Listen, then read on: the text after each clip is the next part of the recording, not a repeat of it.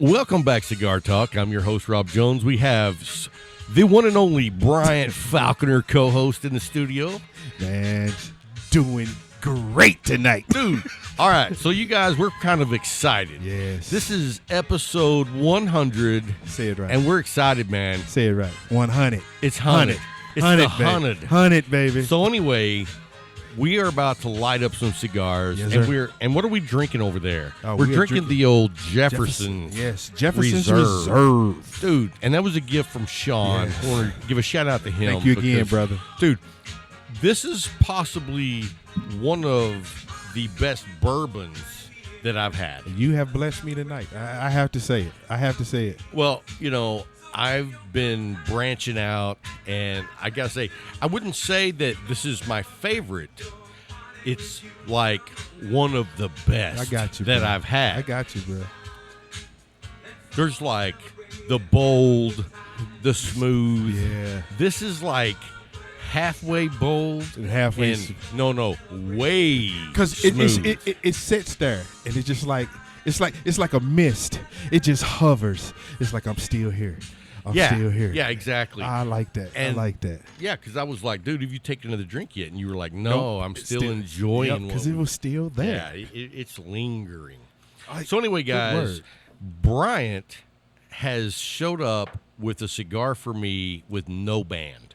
And I haven't lit it up yet. I'm going to do that here shortly. Here are the rules. All right. Oh, I didn't know there were rules. Unlike him, it's not a dog rocket. Just it is a good stick. okay.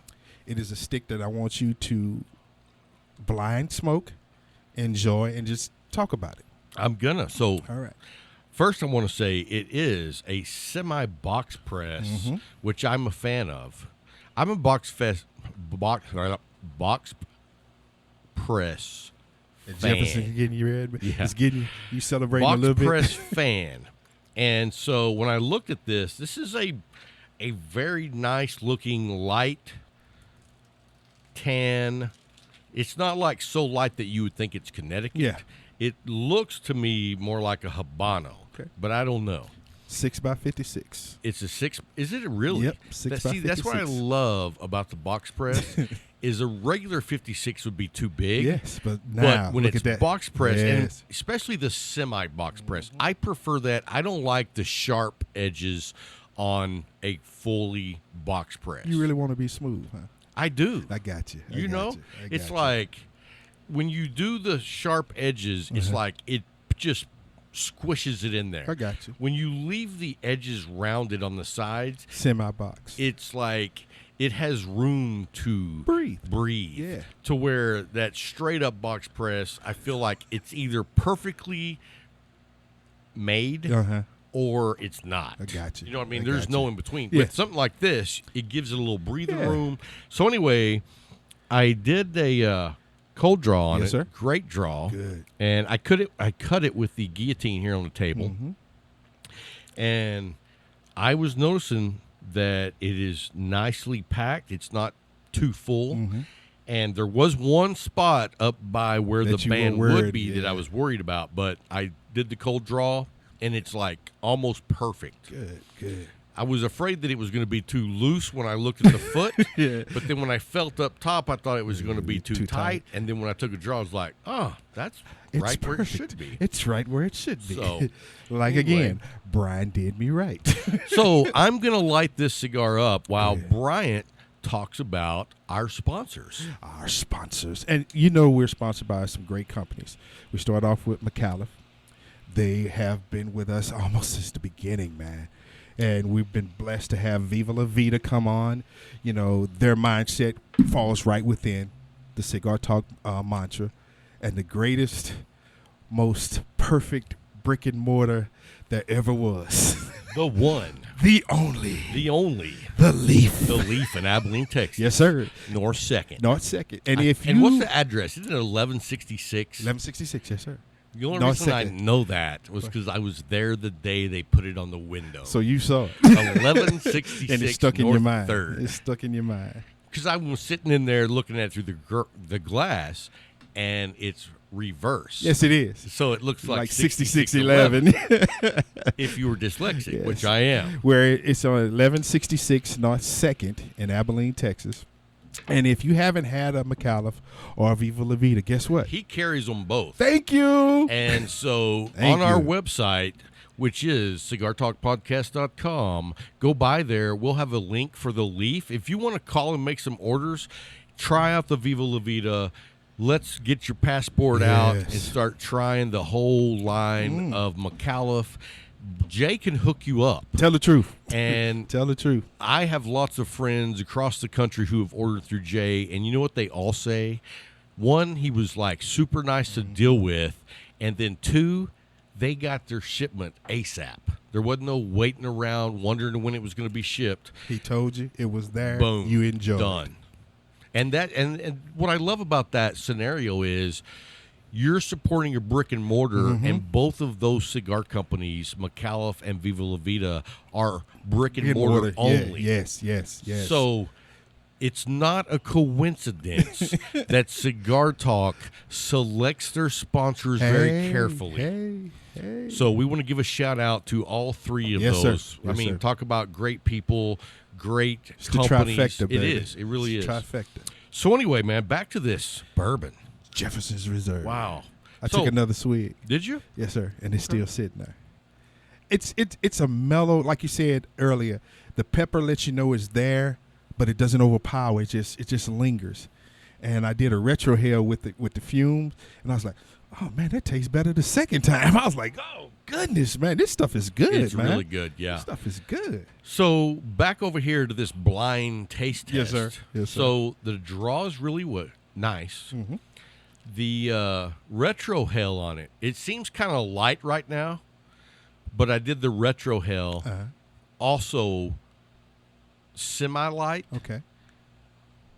straight up black pepper, but it doesn't burn. Yeah. You get it, and then it dissipates immediately, That's a which good you stick. know that's a good stick. That's a good stick. Because if you get one that just burns the shit out of your nose and it doesn't go away, Put it out.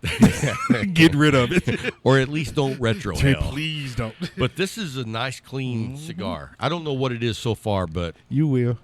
I'll talk to you when she gets to the last third. okay. I'll let the producer reveal. He knows what it is. Oh, he knows? Yes. Oh, okay. So everybody knows Luke Jones is our producer. Yes. Greatest producer out there, man. Well, that's only because we haven't met very many. I don't. The way he controls this house, woo, and lets you know what to do. I am enjoying this, man. I am, because it keeps us on that level. Because we all know with Rob, we can go way left, way right, Or way down. Yep. And he brings us right back to, okay, let's get back on point, guys. I love it, man. I love it. I'm looking at you. You sitting over there. You enjoying that. He's puffing. He's I puffing am. on this, I am. and it's like he's steady staring at the stick. Like, what is this? Yeah, I really, if I guess it, will you tell me? Yeah. AVO. No, sir. Okay, just No, sir. checking. Because, the construction of an AVO, It looks. or as some people say, AVO. Avo, yeah. AVO. I say AVO. Me too. I know people say AVO. But anyway, their construction is very nice, and that's how nice this construction is. Dude, this is basically seamless. Yes, sir. That's impressive. Yes, sir. Okay. So I do you right. I Hey. don't give you dog rockets, man. All right, let's back up to You the see him? one You and see him? only. You see him? Because the one and only time. It was worth all the others. But let me tell you, no, it overtook. but let me tell you what. Rob lives less than 10, 15. Now, I ain't going to give 15 yards. 11 yards from a major street, Willis. He gave me that stick. I lit it in my truck. Before I made it to Willis, I threw it out the window. I'm like, what the hell is this? So you want to know, I don't even know what that stick was. That's even worse. You know why? Why? Because Jay played the same prank on me, giving me that cigar, so I just passed it on to you. So you just, okay. You see, so But see- really, you should be angry at Jay. No, because he didn't give it to me. You did. But Here's the thing. I Here's the passed thing. on the blessing. Here's the thing. You just gave up the greatest scenario, because Jay gave me that one that I'm giving to you. Are you serious? Serious as a heart attack. I went in there and I told him I'm doing a blind taste test on Rob this evening. So you got some help. I said, hook me up with the best that you can find. And he said, I got you. He said, what's the price? I said, none. He just came back with a stick. Look at it. You see him? Did you see him then? Look, he's like, oh, yeah. Mm-hmm. Hey, it's nice. I ain't going to lie. But see, that's me. I'm impressed. That's the cool part. Hey, Now, Alexa. Now play. The backwoods of Lubbock. Hey, here we go. Oh, she didn't do it. Oh, she knows. Alexa, play. Anyway. Oh, there it is. Come on. All right. It's a true celebration, though, man. It really is, man. 100 episodes. 100. It's been a journey. It's been a fun journey. It's been a lot of work. Yes. It's been a lot of learning. Yeah, especially for those that started off in the beginning. They know it's been a whole lot of learning. It's been a lot of learning and a lot of, when you go into something that you have no idea how it works, but you have a preconceived you have a vision of what process. You want. You have a vision of what you want. And then you start. And you're nowhere near it. And because you have no idea what you're doing, then it's a journey. Yes. It's been fun, though. Yeah. Oh, yes. And, let me tell you, probably the single best decision that this show has made in the journey to episode 100 was bringing Bryant Falconer onto the show. Man, no doubt about it. I don't even want to argue about it. That is the single biggest decision I made. I just appreciate the fact that you even thought about me, man. No, I don't see it like that. It's me and you. It's what we were already doing anyway. It's just now that everybody gets to enjoy the shed. Yeah, right. So, anyway, that's it. He's not going to get off. No, I'm not going on a rabbit hole that you're going to take me down because I said what I said. The best thing I've done for the show is bring you on, and now the next thing that I did was I brought the producer, Luke sir. Jones. I'm 100% with that. So I'm totally behind that decision. Okay, here's what I want you to do. What's that, sir? Go back, listen to like episode 4 or Lord. 5. I was listening to those when it was just me by myself. When it was the transistor radio. And then you know that the best decision was bringing you on. Nah, bro. It was. So, the only thing is, I'm going to tell everybody. Because here's what you have to realize is that when I started, I had no idea what I was doing. So I think episode 17 or 18 is when you came in. Okay, so even though at episode 1 I didn't know what I was doing, by episode 16 I had learned a lot. Yeah. Because you have no idea. So then when you came on, you didn't know anything. Sure didn't. And I was trying to teach you. And just for those of you that know, I'm not the best teacher. At all. I cannot see how Luke is as straight arrow. Right. Because there was one night you two were in there arguing. I told Luke, don't look in the mirror too long because he was starting to act just like you. I was like, stop looking in the mirror. Stop looking in the mirror. Yeah.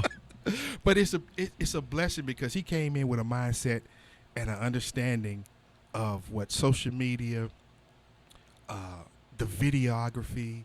Man, he just brought a lot of stuff to the table. And that short period, when was it, 80-something? 84. Yeah, 84 when he came in. That's just 16 episodes ago. And wow. look. What's that? Is that right? It was 80-something. It's probably like 88, 80. But 86. look at what he's done to this show. Look at what he's provided, and we have been able to be blessed with it. Not just us, the Patreons. Hey, he hasn't been on the show that long, Yeah, so let's not go crazy on giving him the love. He doesn't deserve it yet. Shoot. You know what? I'm sitting over. I know what went on before you got here, bro. Hey. I'm telling you, things you came in and was bringing up his ideas. I was bringing. He's like, nah, we we're not going to do that. You come in, well, let's do this, and you give them that argument. Okay, I couldn't do that. Because Bryant would be like, I'm going home. Yep, bye. I was the little kid. Give me my ball. What? I'm going Let home. me ask you something. How was your weekend? Man, my Oh, weekend. whoa. You haven't told everybody what you're smoking. Roma Craft Crow Magnum, baby. I haven't seen you smoke that particular Vitola yet, or in a while. I was blessed, Jay. Wow. I told him, I said, give me 3 sticks. I told him what I wanted for you, which was something that would just surprise you. Great. And he came back with 3 beautiful sticks for me, man. He did. He said, what about these other 2? I said, they're mine. Southern draw. No, sir. Oh, I thought I had it. No, sir. Thought I had it. Keep trying. I was like, You see, he has a smile on his face, I have man. a smile on my face. He's sitting there I am enjoying this cigar. the cigar, the bourbon. It's just like the 100th episode. It's just like perfect. To Yeah, you right we're now. rolling in. I got you, bro. I got you. So, hey, you got some topics for us to talk about for the 100th episode. I got some topics that we want to talk about. We're going to lead in with one of mine first. Go ahead. So, here's the thing, guys. You know, the cigar community is really booming. Mm-hmm. And so you have the opportunity to be a cigar brother to a lot of new faces. True. You have a lot of inexperienced cigar smokers. True. And I just want to say that when a friend or even possibly somebody you meet at the cigar lounge is a new cigar smoker, help them out, man. Oh, most definitely. You know, I think that most of the places that you go to, it's already like that. Mm-hmm. But if you have that opportunity, don't blow them off, man. No. You know, and don't be a jerk and give them a dog rocket or something that's going to make them sick. Oh, yeah. You know what I 'Cause mean? when they starting off, you don't want to give them a thick Maduro. You don't want to put them No. on, you don't want to send them so far on the bold side that they never come back. You know, this is a newbie. Start them off with something mild, medium to mild, something that they can start their palate off with. You know what? Here's my thought process on it. Start them out with something that you think is probably too light. Because if you think it's too light, even if it's too light for them, it's not going to be a bad experience. Yeah. It's going to be one of those like, I never hey, thought of it like that. that wasn't Yeah. that bad. That Yeah. was okay. And now, it'll be surprising to them because most people Right. think that cigars are hard and heavy. Right. So if you give them something that's light, especially if you think it's too light for you, then it eases or them even into if that you think process. it's too light for them, Yeah. it doesn't matter because they're brand new. How light can you go? 'Cause A they don't Monte know. Cristo Classic Connecticut. Holy cow, that's like puffing air. Wait a minute. He said a Monte Cristo. I got him. I got him. I'm just saying, you know what? What's that, bro? I'm going to give props Where to props that due. one Okay. cigar because for a beginner, It won't overpower. it won't overpower them. Now, there's lots of people that could handle something stronger, Yeah. but if you go too light, you're not doing any harm. No. If you go too bold, You ran him away. you could have made them sick and Yep. be like, "Oh, I'm not doing that Ran again." him away. LFD, So- baby. Anyway, that was my producers meeting. They wanted to talk about that. No problem. So we wanted to pass that along. But tying that into the cigar community, like we talked about a few episodes ago with Bugatti being burglarized. And, that I was looking up some information, and I saw where Alec Bradley had got hit in 2013, and they took between $300,000 to $600,000 worth of inventory. And then you told me about Casa Cuevos Yeah. had their warehouse broken into, and I don't remember the exact number, but I know that they stole over, I believe, half of a limited edition cigar. Wow. So, I mean, most limited editions are no more than 500 boxes. Yep. So, say they took 250 boxes, dude. That is a huge hit. That's a hit, man. But when you showed me the Alec Bradley Uh-huh. that they were broken into and lost that, it's like, dude, that's 3 different ones that we know of. All in Florida. All in Florida. So, and it was funny because, you know, you think, Why would someone do that? And then what would they do with it? And then we sat there. And then your cop mentality came out and was like, you'd put them on the dark web and take cryptocurrency to sell them. And I'm like, dang, wow. See, I was taught in order to catch a criminal, you got to think like a criminal. So if I got something that is highly known, I can't just sell it out on the street. I can't put it on Facebook Marketplace. Place to go to dark web. And then to cut the paper trail, cryptocurrency. Boom, you nailed it. Cryptocurrency. I collect my money. After Bryant told me that, I was like, dude, let's start a syndicate. Nope. Nope. I'm not going to jail for nobody. I'm selling something on the web. What can I sell? How about if I fill these bottles full of used cigar smoke? Oh, that is Put them on the dark web. There's got to be some sicko on there that's looking for something weird. It's funny because my first full-time police job was in Venice, Illinois, Madison County. Madison County was pro-police. If I could catch marijuana smoke in the air and put it in a jar, I could get a conviction. That's how pro-police they were. Look, Your Honor. Here it is. The film shows me catching it in the air from him opening his mouth. This is it. But, man, it's just like... Can you pass me that ball of Jefferson's, please? Yes, sir. Thank you, sir. Appreciate it. I really wanted to keep it to myself, but yes, sir. It's just it's a mindset, man, and people are going after... Cigar manufacturers are doing everything they can to stay open. They're doing everything they can to stay open. They're not just the manufacturers, because with Bugatti, it's the accessories, too. Right. And then you burglarize. I mean, you take humongous amounts of inventory that hits them hard, especially in COVID.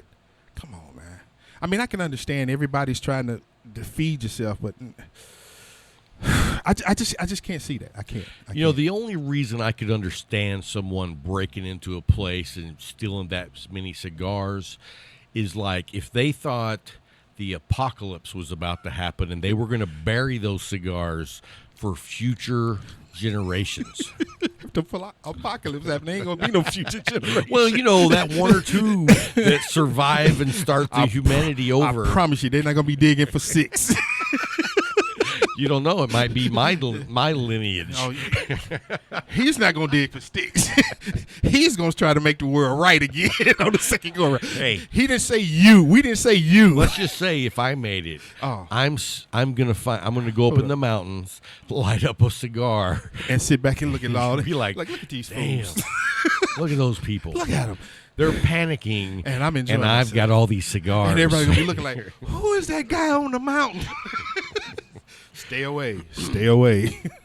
So, all right. So, what else you got, brother? Hey, Sheepdog. Sheepdog. Fat Ash. Fat Ash. Brothers of the Leave, Pennsylvania chapter. Distinguished Ruffians and the Smokehouse Gorillas. What do they all have in common? They're cigar groups. That's true. But they all have another thing in common. All right. Lay it on me.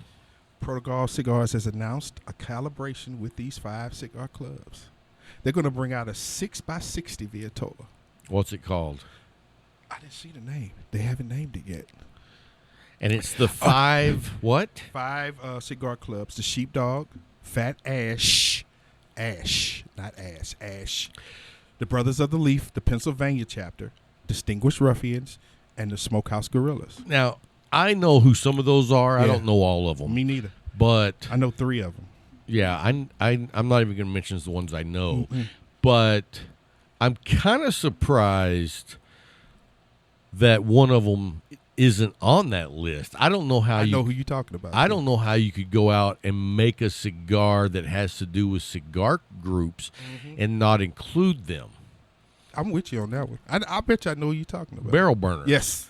I mean, 100%. They're everywhere. When I think of cigar groups, to me it's barrel burners and ruffians. Yep. And don't get me wrong, there are others, I know there's ash holes, there's cigar fat porn, ash, all this shit, Fat Ash, all of them. There's a lot of them, but the 2 that stand out to me the longest, that's been here forever, has been those 2, the barrel burners and the ruffians. And so I'm just kind of surprised that a cigar company, maybe I don't know, there could be some behind the scenes stuff where maybe Barrel Burners didn't want to be a part of it, or maybe they're know. working on something separate, or Yeah. maybe, But we know who these 5 are. Yeah, so that's cool. That's cool. It's a blessing, man. And this is a collaboration again with the consumers. The consumers. Here's another cigar company trying to think about the consumers. Okay, these are the cigar clubs. These are the people that love my product. Right. So let me talk to them and see what they want, what they're about. McAuliffe set the bar. Yeah, They set the bar. With the Ambassador Club, they set the bar. And with the A, that's the first one. Dude, that's there the it icing. is. Yeah. There it is. That was the first time I'd ever seen it done. Yes. And, I think McAuliffe and Viva La Vida both go above and beyond and set the bar by only selling. Now, let's talk about this for a minute. What's that? Did you see the announcement with McAuliffe? About stepping away and staying with brick and mortars only? Yes. Yes, sir. How about that? So they basically, and I'm not very, how would you say, tender. Brother, ain't nothing on you tender. I'm sorry. Not even emotions. I mean, nothing is tender. I don't want to, and I am taking this out of context, okay? Just so you know, because no one has said this. Mm-hmm. But from what I can tell, if you just read between the lines, CI and Thompson's were told to take a hike. Yeah. I'm done with because I am supporting the brick and mortars. Yeah. And so I love it. Yeah. And I don't know, I'm not selling anybody out. No. But no, I'm telling you a different story. About 8 or 9 months ago, we got an offer for a sponsor. Okay. And I told them, not no, but hell no. Wow. And I said, no offense, but you guys are known in the cigar industry as the devil. Ooh. And he laughed. He says, yeah, I've heard that.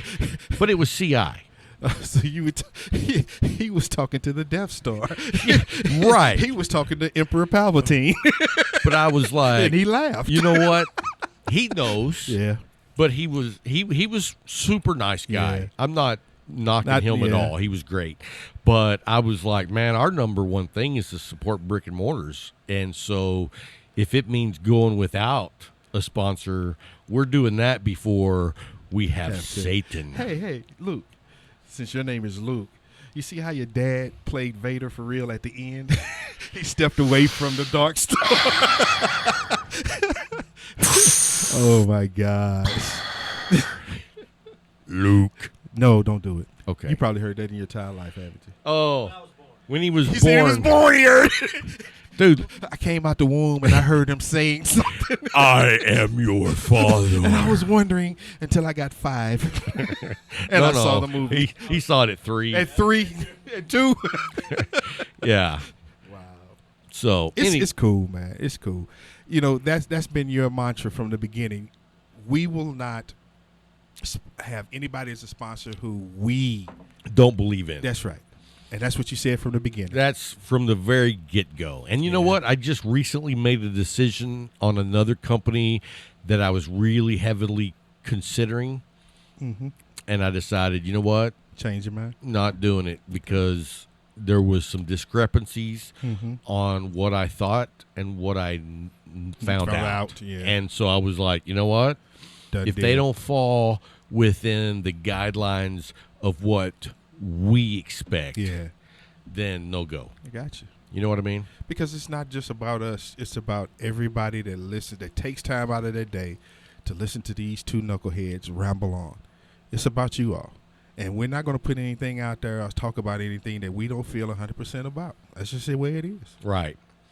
And because, that reflects on us. Whew. Yeah. And so when I tell you that I love this cigar or I smoke this cigar and they're our sponsors, it's the truth. It's because I believe not 100% just in the product, but the people of the company as well. True. Because there's guys out there that make good products. Oh, yeah. And but you just can't believe I don't in know their business morals.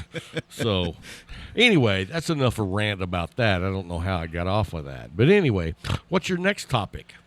Week 2. Week 2. Okay. You know he got to talk about it. What? You know he has to talk What about about? I don't even know what week 2. 40 to 39. Oh. Now, let me first ask you. I knew it. Did you watch it? I watched the end. I saw the end, and it blew my mind. It blew my mind that they tried that onside kick. And a funky onside kick. Yes. And the Falcons are morons type kick.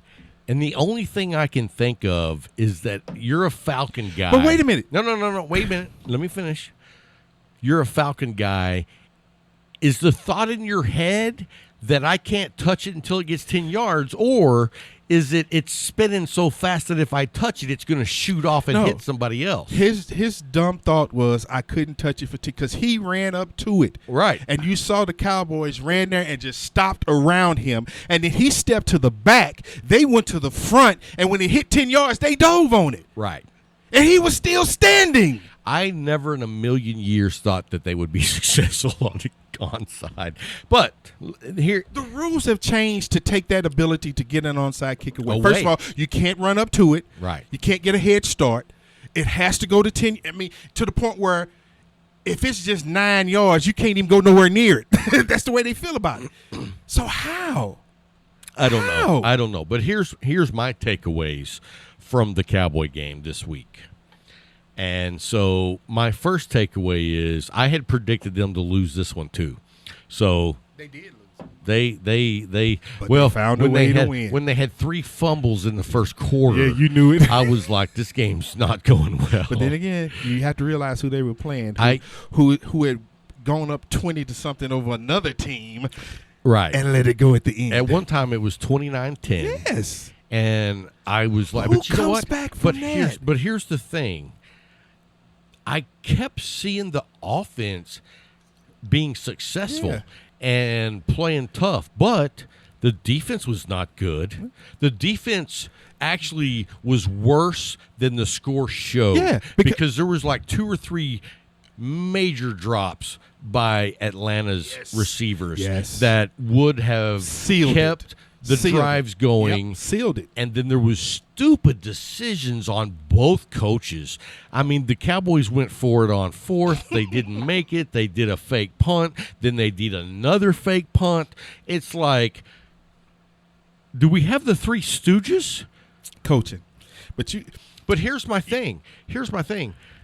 You know the offensive coordinator is calling the plays, but Mike McCarthy the head has coach, to baby. sign off on that. He's the head coach, hey, baby. We're going to do a fake punt. Yeah. He doesn't say whatever. No. You have to sell him on that. Right. So, I'm with you. I'm at a loss. I don't see how they did it. I thought he was going to be more conservative and more about execution. Yeah. You know what I mean? Yeah, but let's didn't. get back to the basics. He didn't. He went out. They went out there and did what they. It's just like you said. The offense went out there and did what they needed to do to win that game. And I was shocked. Yeah. I mean, I was impressed. I was happy, but man, defense and coaching both get D's. Yeah. On my grading scale. Now, I will say this. I didn't see the 49ers play. Ooh. Dude, but y'all's injuries got bad. Both are gone. Both is gone. And this is what I was talking to Luke about. They said, and it wasn't just them, another team said the same thing, that field, that turf is sticky. It's sticky. They call it the worst turf in the NFL right now. But guess what? We got to play on it again next week because we play the Giants in the same stadium because the Giants and the Jets had the same stadium. So they stayed in New York and they got to play again. And that guy's like, man, I really don't want to go out there. Because look what happened. We lost 4 guys in that game. 4. I know. And 2 of them were your main players. Oh, didn't Solomon Thomas, Raheem Mostert, and Garoppolo. Right, but I was thinking that one of the receivers got hurt. The receivers were already hurt. You talking about Debo? Yeah. Yeah, Debo. He was already hurt. Yeah, but we got Sanu. Hopefully he will have learned a little bit more of the well, he played for what's his name, Callahan, Shanahan down in Atlanta. That's where he started off at, was with him in Atlanta. So he should know the terminology. But it was just a fact. And here's the thing that got me. I was like, is this a true a signal of how bad the Jets are or how good we can be? Because losing your two strong defensive linemen, your starting quarterback. It's a sign of how bad the Jets are. Anyway. And your running back who ran 280-yard. One of them they got called back. I'm not saying what level that puts you guys on, but the Jets have been historically bad for a long time. You know what I saw last night after the game? I watched the NFL channel, and they were talking about the decision when Belichick had got hired as the Jets coach because Parcells went upstairs, and then they did the news conference, and then they said, "Oh, wait a minute," and then he did the news conference saying he was the new New England coach. I was like, what would have happened if he'd have stayed with the Jets, though? They would have been successful. Yeah, because they fired Pete Carroll. Now you saw Brady won. Yeah. This week. Yeah. And then did the Saints win? I thought they did. played tonight. Oh, they played tonight. They played tonight. Oh, okay. And see, Carolina lost McCaffrey in that game too against Brady now. Well, and then also Green Bay. Yeah. They say Green Bay is scary. I haven't seen them play at all. Green Bay is scary. I know Ike is loving this. Right? Ike and my son Brian Jr. because he loved Green Bay too. I know they loving this. You put my light in your pocket. Oh. No, I'll put it right on the ashtray for you. So let's get out of the sports mode. Yes, sir. For those of you who are not sports fan, we try not to dwell on sports too long. We don't overindulge. So anyway, let's. We have to see. talk about two teams. That's it. So what? Oh, we're gonna do our this week and this week only. Okay. Well, not only. That might be speaking out of turn. This week, instead of doing the pick six, we're doing our top 10. Gotcha. 5 and 5. 5 and 5. So I kind of sprung this on you at the last moment. So I gotta add two more to my list. Yes. So do you need me to go first? Yes. Since I kind of sprung this on you. Because you did drop it in my lap real quick. Well, and I mean, sometimes I know that that's a tough call because I don't know how many sticks you're smoking each week. I assume you have at least 5. Yeah, I do. That you're like, yeah. At least one a day. Okay. Well, then let's go ahead and get started, and I'm going to go straight up the OM number 4. That's my number 5 of the week. I think it's a great stick. You've seen them on my Instagram page. It's a really nice blue and copper color band, semi-box press. I loved it. Great stick. And then my number 4 this week. Okay. I went by and picked up a Aladino, Connecticut. Dude, it's been a while. He stole another one off my list. Well, let me tell you what. That one's good enough to be on both our lists. But at number 4, a Connecticut making the list. Dude, that's a great Connecticut. Mm-hmm. And the construction was fantastic. I mean, it was just lights out. And then number 3 this week is the Aladino Corojo Reserva. Dude, you swinging for the fences, huh? Dude, I'm just telling you, the Aladino Corojo Reserva. Dude, they make a great stick. Yeah, they do. Make a great stick. So then my number 2 this week is I'm going with the Torpedo Viva La Vida. Went by, hung out with Ed and Larry this week at the Leaf back in the back. Yes, sir. Lit up that Viva La Vida, just kicked back, had a good time. Man, it was nice being back in the Leaf. Dude, and the back is really nice. Oh yes. I had to come up to the mic on that one.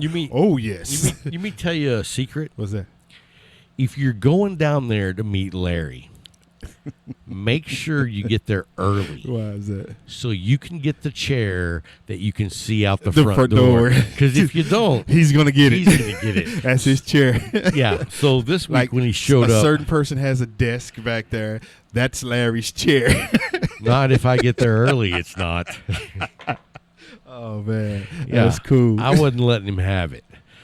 So anyway, my number 1 this week is probably going to surprise you. Maybe, I don't know. Maybe not. It's It's probably been on my top 3 for our pick 6. I wonder. No.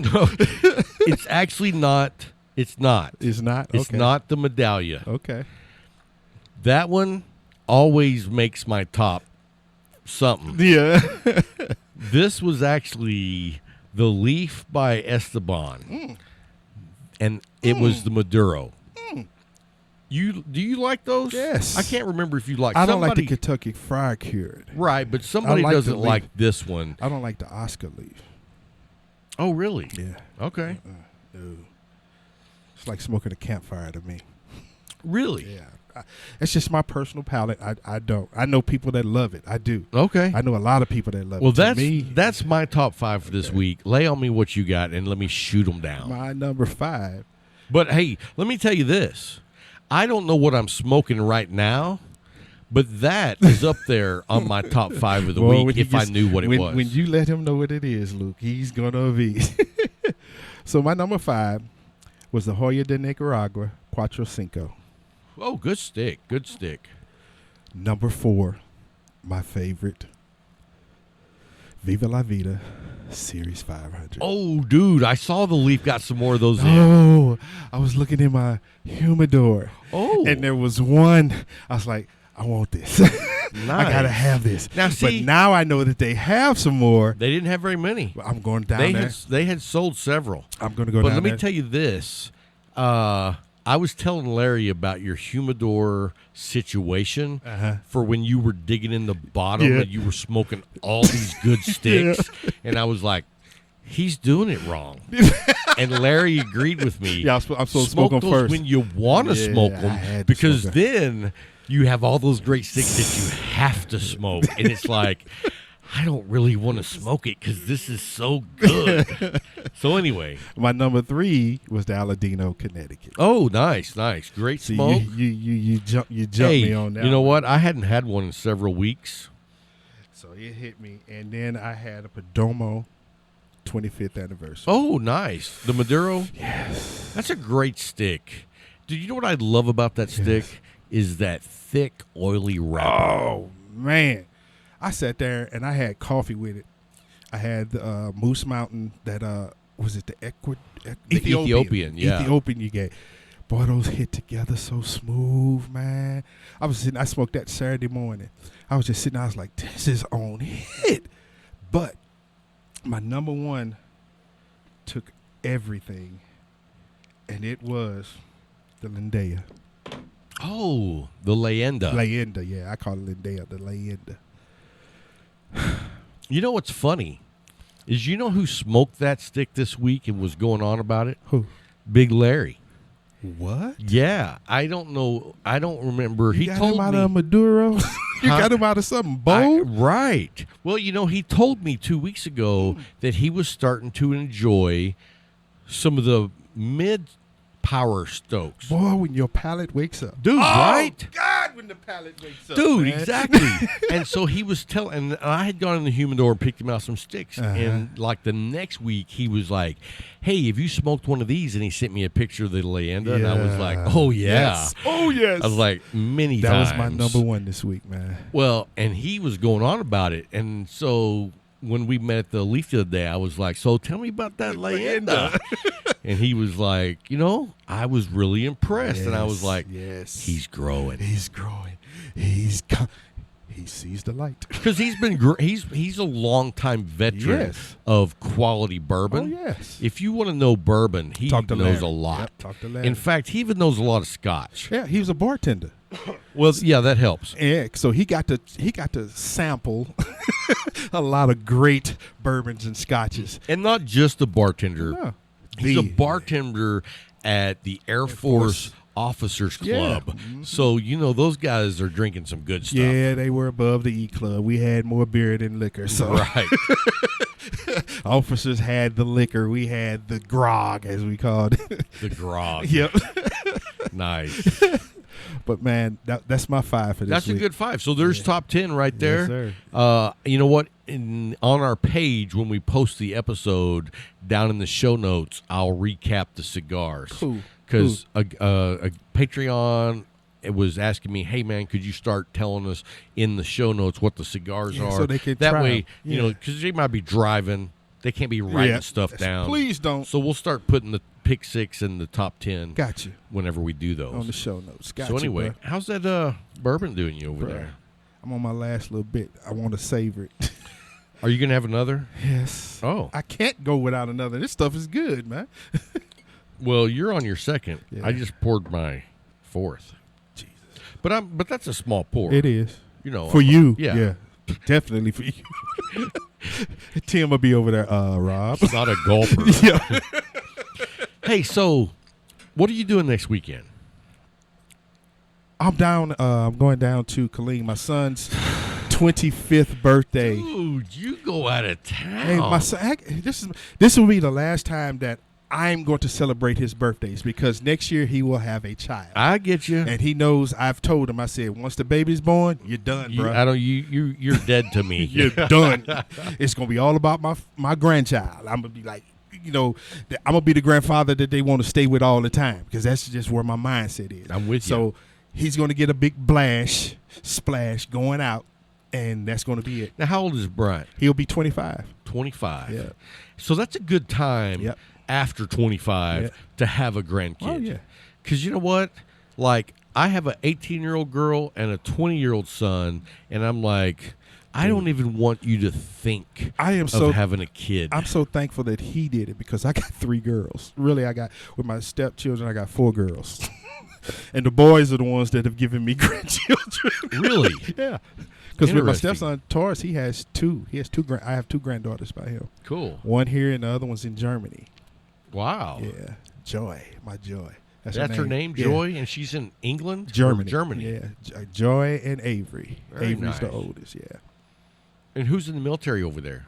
My stepson. He's here. He's back here now. He's at Fort Hood now. Oh, He's okay. an MP down at Fort Hood now. So that's the one that you went to see last weekend? Or the weekend before last. So did you go anywhere this weekend? Nope. Wow. Awesome. And Nope. you didn't call me. You didn't text me. I just sat in the house, man. I have to have a mental rest now. Because I've been going after the last 3 weeks. Dude, you haven't been in town for 3 weeks in a row. And then I'm going out of town next week. Well, the reason I was asking you is because Tim and Mark are both coming next weekend. Sorry. We're going to do an episode. Enjoy yourself. And you know what? It's not going to be a Cigar Talk episode. What is it going to be? I have no idea. It's just going to be like a BS hey, session? This ain't Cigar Talk. Nowhere near. In fact, please do not even think that they are. This is NC 17. If they had an NC 40, say this would be it. Because it's just going to be a no holding back. Yeah. Just I hanging need out. one of those sessions. I know. Woo, I need one so of I those think sessions. we're going to try to put together a game of like Hold'em, and then we're going to do that on when are Saturday they night. Oh, shoot, because I'll be back Sunday. Well, we will record on Sunday. I'll be what back time then. will you be back? You just let me know, and I'll make sure I'm back. Noon. Oh, shoot, that's too early. Make it about 3. 2. 3. 1:30. 3. 1. 4. We'll see if we can do 3. Gotcha. Hey, are you available? Yeah, I can be available. Okay. Yes, because 3. I would like to do video on that as well. And so this is going to be the celebration of hitting 100 episodes, but on the outside looking in. You know what I mean? So, hey, let's tell everybody who our special guest is coming up later in the hour. Hey, the one, the only, the greatest. Dude, Al McAuliffe. 100 episode, we get the man. I know, man. Man. You know what? I had the privilege of sitting down with him and just talking to him one-on-one. I was just saying, having him pay for lunch. No, you know what? We didn't do lunch. We didn't, because, COVID. Yeah. It's like, it's not like it used to be. I know. I'm waiting for the time that we get to do that again. Yeah. But it was just a blessing to sit down with Al McAuliffe and have a one-on-one conversation with him. And it wasn't all cigars. You know what I mean? It was, I wanted to find out a little bit about his history You because piqued that mind? Did you pique his mind? It's a rich history. Yeah. And I mean, just the way that he has gone about doing a cigar company blows my mind. It blows a lot of people's mind. Because and your ability to bring that out of them. Dude, here's the thing. When I first heard of McAuliffe cigars, I heard people like trying to put a big man down. You know what I mean? Yeah. When you're successful like Al is, it was like I heard people be like, yeah, just some rich guy doing a hobby or, and it's like, no. Nowhere near.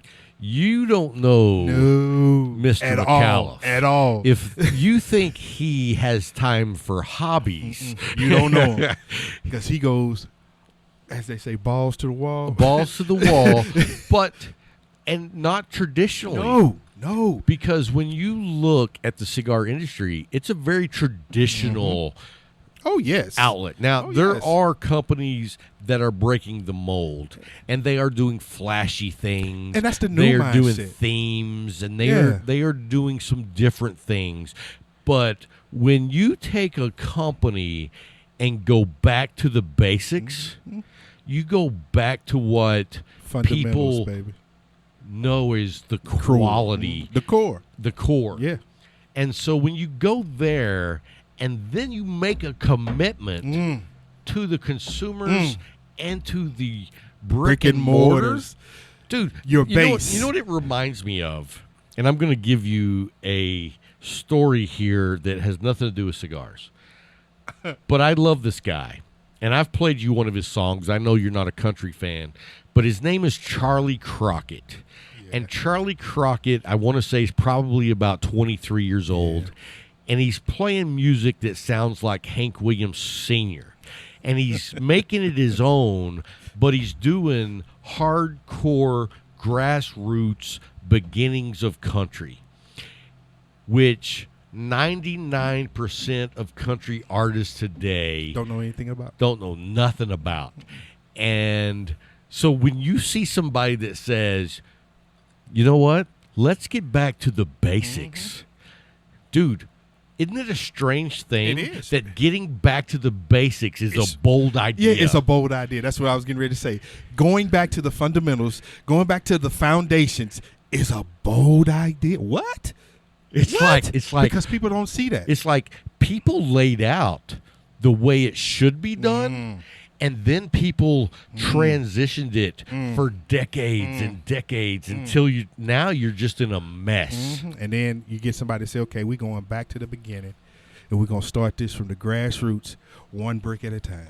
Boom. One brick at a time.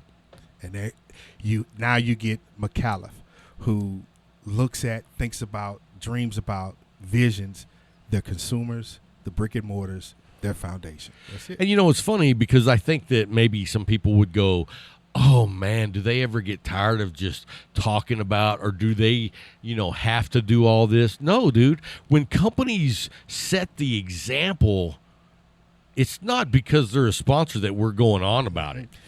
It's amazing. As we said in the beginning of this episode, our sponsors are people we believe in. True. People 100%. we are vested in because we believe in what they are doing, not just what they're selling, but what they are doing. Right.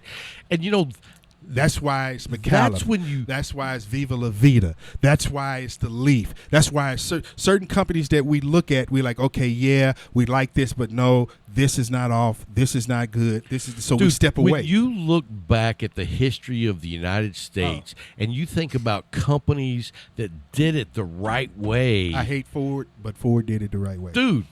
I mean, and it was I'm a GM man, but I got to be real. And it was a backbone of America. Yep. And to look at that business model. Because what he did. And to say, I'm doing it the right way. You got people to say, well, he invented. No, he didn't. He didn't invent the vehicle. What he did, he invented merchandising. He invented the ability to take a piece of metal. Process. Yeah, and take that piece of metal and bring it to this. And he revolutionized that. That's what he did. He stuck with that. To the point where at one time he was number one in everything. Everything. everything. Yeah. And so that's what I love about the guys that we have as sponsors. You know what I mean? Because when it comes right down to it, you're doing the best in all aspects. And thinking about the people that you're trying to attract. And that's where it comes down to the cutting the nuts. Cutting the nuts, son. So, hey, guys. Stay away from the mirror, Luke. Let's take a quick little break. Yes, and sir. when we come back, we have a surprise. The man, the myth, the legend, Al McAuliffe. We'll be right back after the break. Garden that someone built, and my dad played the mandolin. Really? And it was real tropical, and you would have thought you were in Sicily. It was I'm telling you, it would scare the crap out of any mafia guy. So it was an interesting time in my life. It sounds like an interesting life you've had, Al. I have. I'm very lucky.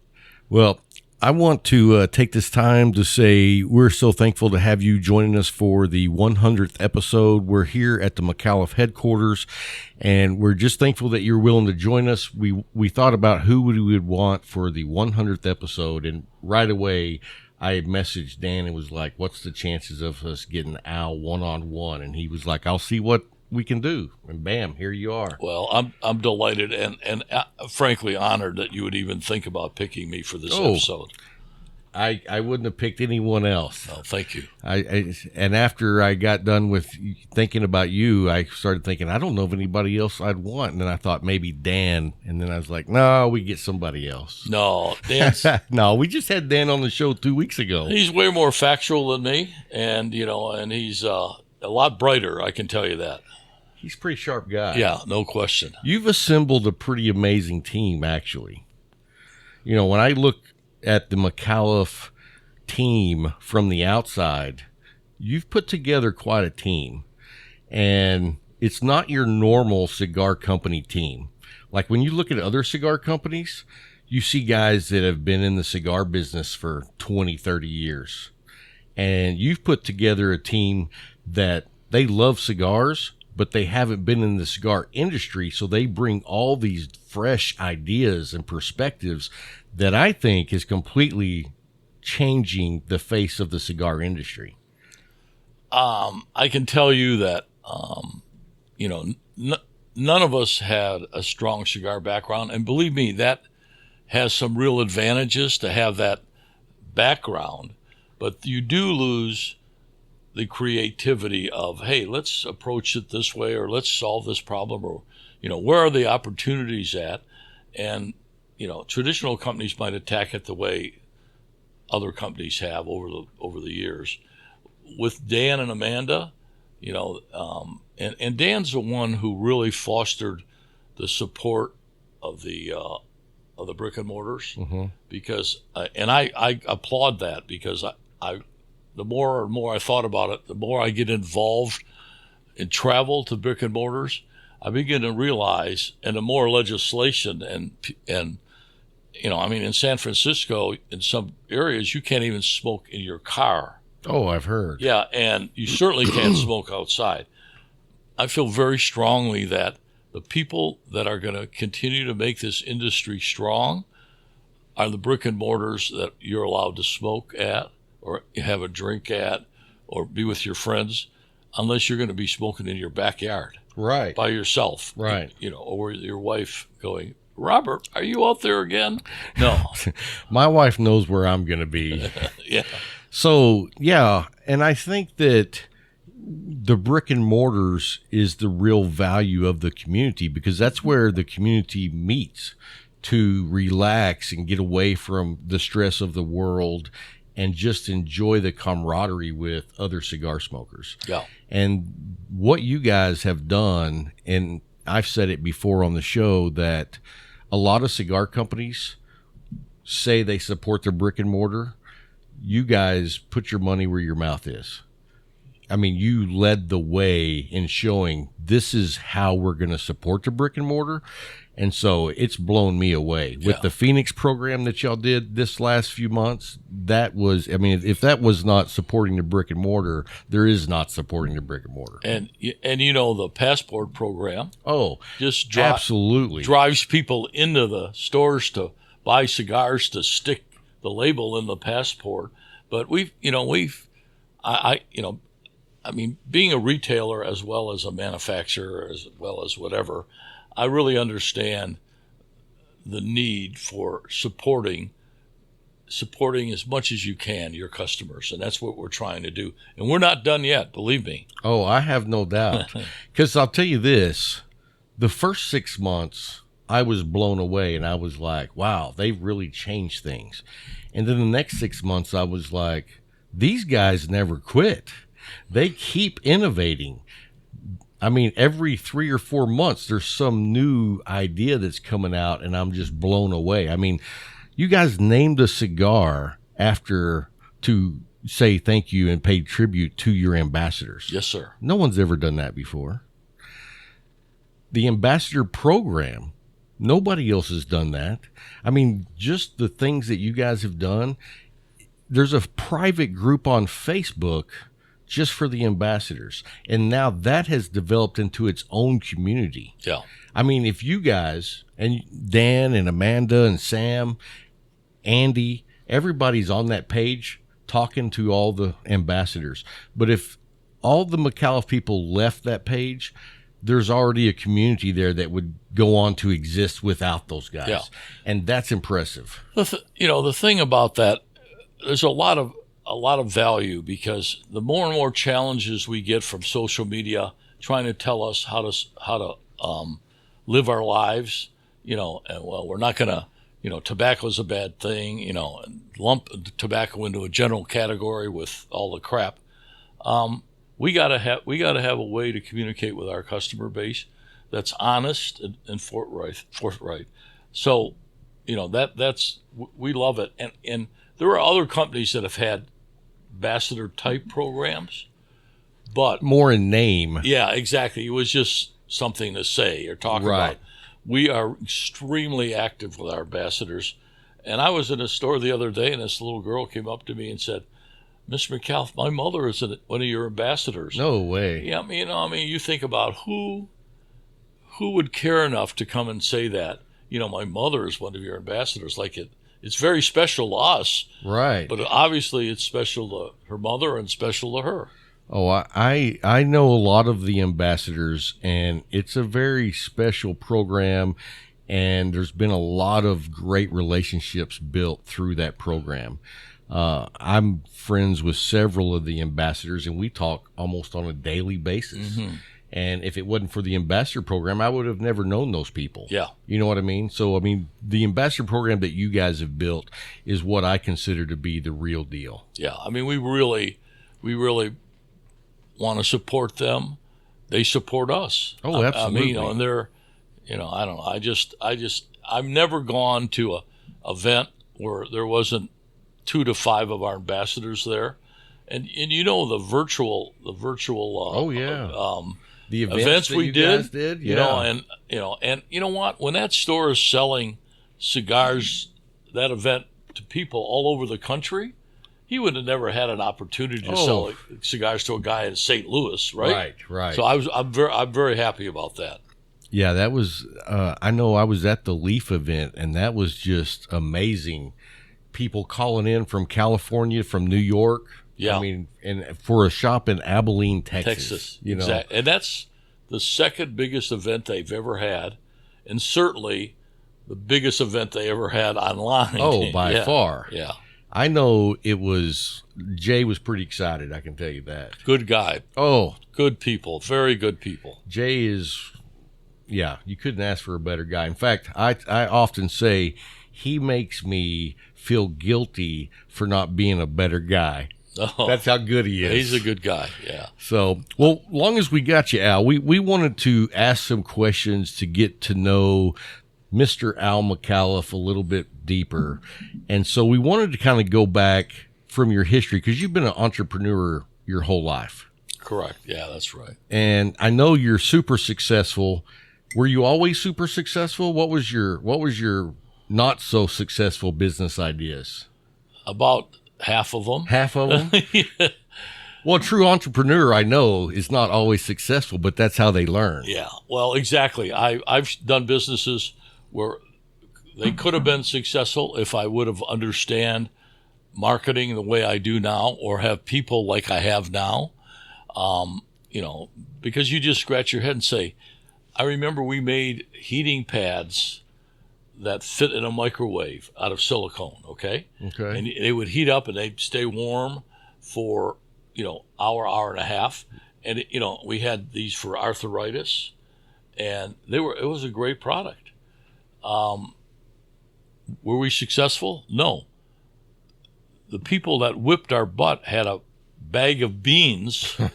No, honest to God. No, my wife has a bag of beans you yeah, heat up in the heat microwave. them right and stick their hand in it. Right. And, I've got this high-tech silicone that was filled with silver, so it, would help hold the temperature. And Wow. And all of a sudden, a guy shows up, gets on in the Sunday supplement, and ends up selling millions of them.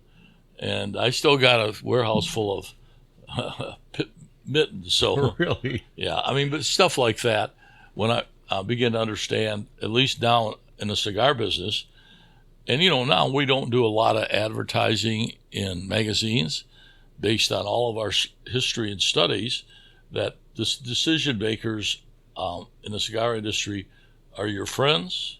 Absolutely. Right. A humidor representative, that somebody's in the humidor that suggests something to you, but you don't go through magazines and you may say, oh, the cigar of the year, I want to try that. Sure. But it's not where the decisions are made. Yeah, I agree with you. Like, as far as magazine advertisements go, I don't remember ever seeing one that caught my eye that even made me think of trying it.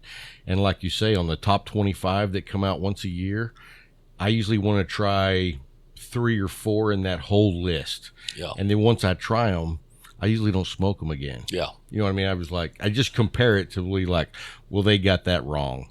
Or, yeah, that's really good. Yeah. But, yeah, most of the smokes that I smoke is off recommendations or a tobacconist that I know and trust. And I think that's where you really find the value, is when you know a good tobacconist. Exactly. And, of course, the only magazine that catches my eye, and your son Luke may agree with me, is Snob. Cigar Snob. They have the best looking covers. Yeah, for sure. For sure. Yeah. In fact, we were ribbing back and forth, me and the guy who runs the Cigar Snob magazine, on Twitter, back and forth. He was saying the best cut was a straight cut, and I was like, oh no, the only cut is the deep V cut. Yeah. And we were going back and forth, and I was like, I hope he knows that I'm just joking. Yeah.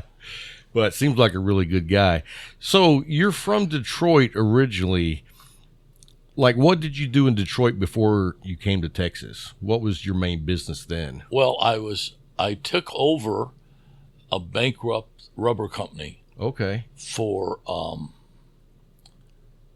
I worked at General Motors as a manager, and my best friend's family owned this rubber company, and all their managers left and started a competing company, and they were, they had some serious issues.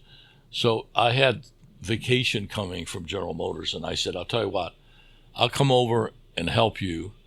And I never went back to General Motors. Oh, wow. And I came over, helped them for a few weeks, and then thought, I could run this business. And so I did. And eventually we turned it around and made it profitable. And then it got bought by one of our best customers. Oh, wow. But the only way that they would buy the business is if I stayed. And I said, the only way I'll stay is if I get a small piece of this. Right. Well, so that that's how I got into the rubber business, right? Okay. Yeah. And back in those days, I used to pay attention to all the details, and, which I don't do now. Dan can tell you that. I'm worn out from that, but Dan and his team do a great job.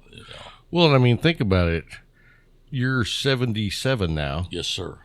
How long has it been since you were coming in every day? 5 years maybe. Yeah, that's not very long. No. I mean, until Dan showed up, I had no confidence in some of my team. But I made a vow to myself, because my board was on me to do something. But I made a vow: I'm not hiring anybody unless we match thinking. A guy that's honest, has no hidden agenda, tells you like you call it, doesn't blame people, addresses the problem. Because I've been through that with top-notch guys. Okay? Right. So and Dan fit the bill. And we met not accidentally, but we met at the Cigar Lounge. Oh, really? But we had he had like a 3-year interview. Because we were together almost every day. So. You're like, after 3 years, I know this guy. Yeah, and I actually asked him to help me when Janie got cancer, because I was not only spent a little more time with her, but was preoccupied. Sure. And Dan jumped in there, and he decided to stay. And how nice is it now, for the last 5 years, that you've been able to step back and not be under the gun every day? I mean, have you gotten to the point where you enjoy it? I do. Because I assume you were a workaholic at one time. Well, I would start I'll be at the office at 5 a.m. Right. I don't think I ever left. I can count probably on one hand that I was there after 6 o'clock. But I like the mornings. Sure. Dan can tell you, if you don't have some free time in the morning, because Dan's a lot like me, his doors never close. So people are coming in all day long, So it's nice to not have that pressure. But believe me, these guys keep me busy. Do they? Yeah, because they're always scheduling something, or or I'm at some event somewhere, and our salesmen finally realized that this guy may be an asset at an event. Right. They figured that out. Yeah. So during COVID, have you been able to stay home more, hopefully? Well, I had to, because they wouldn't let me come in. Oh.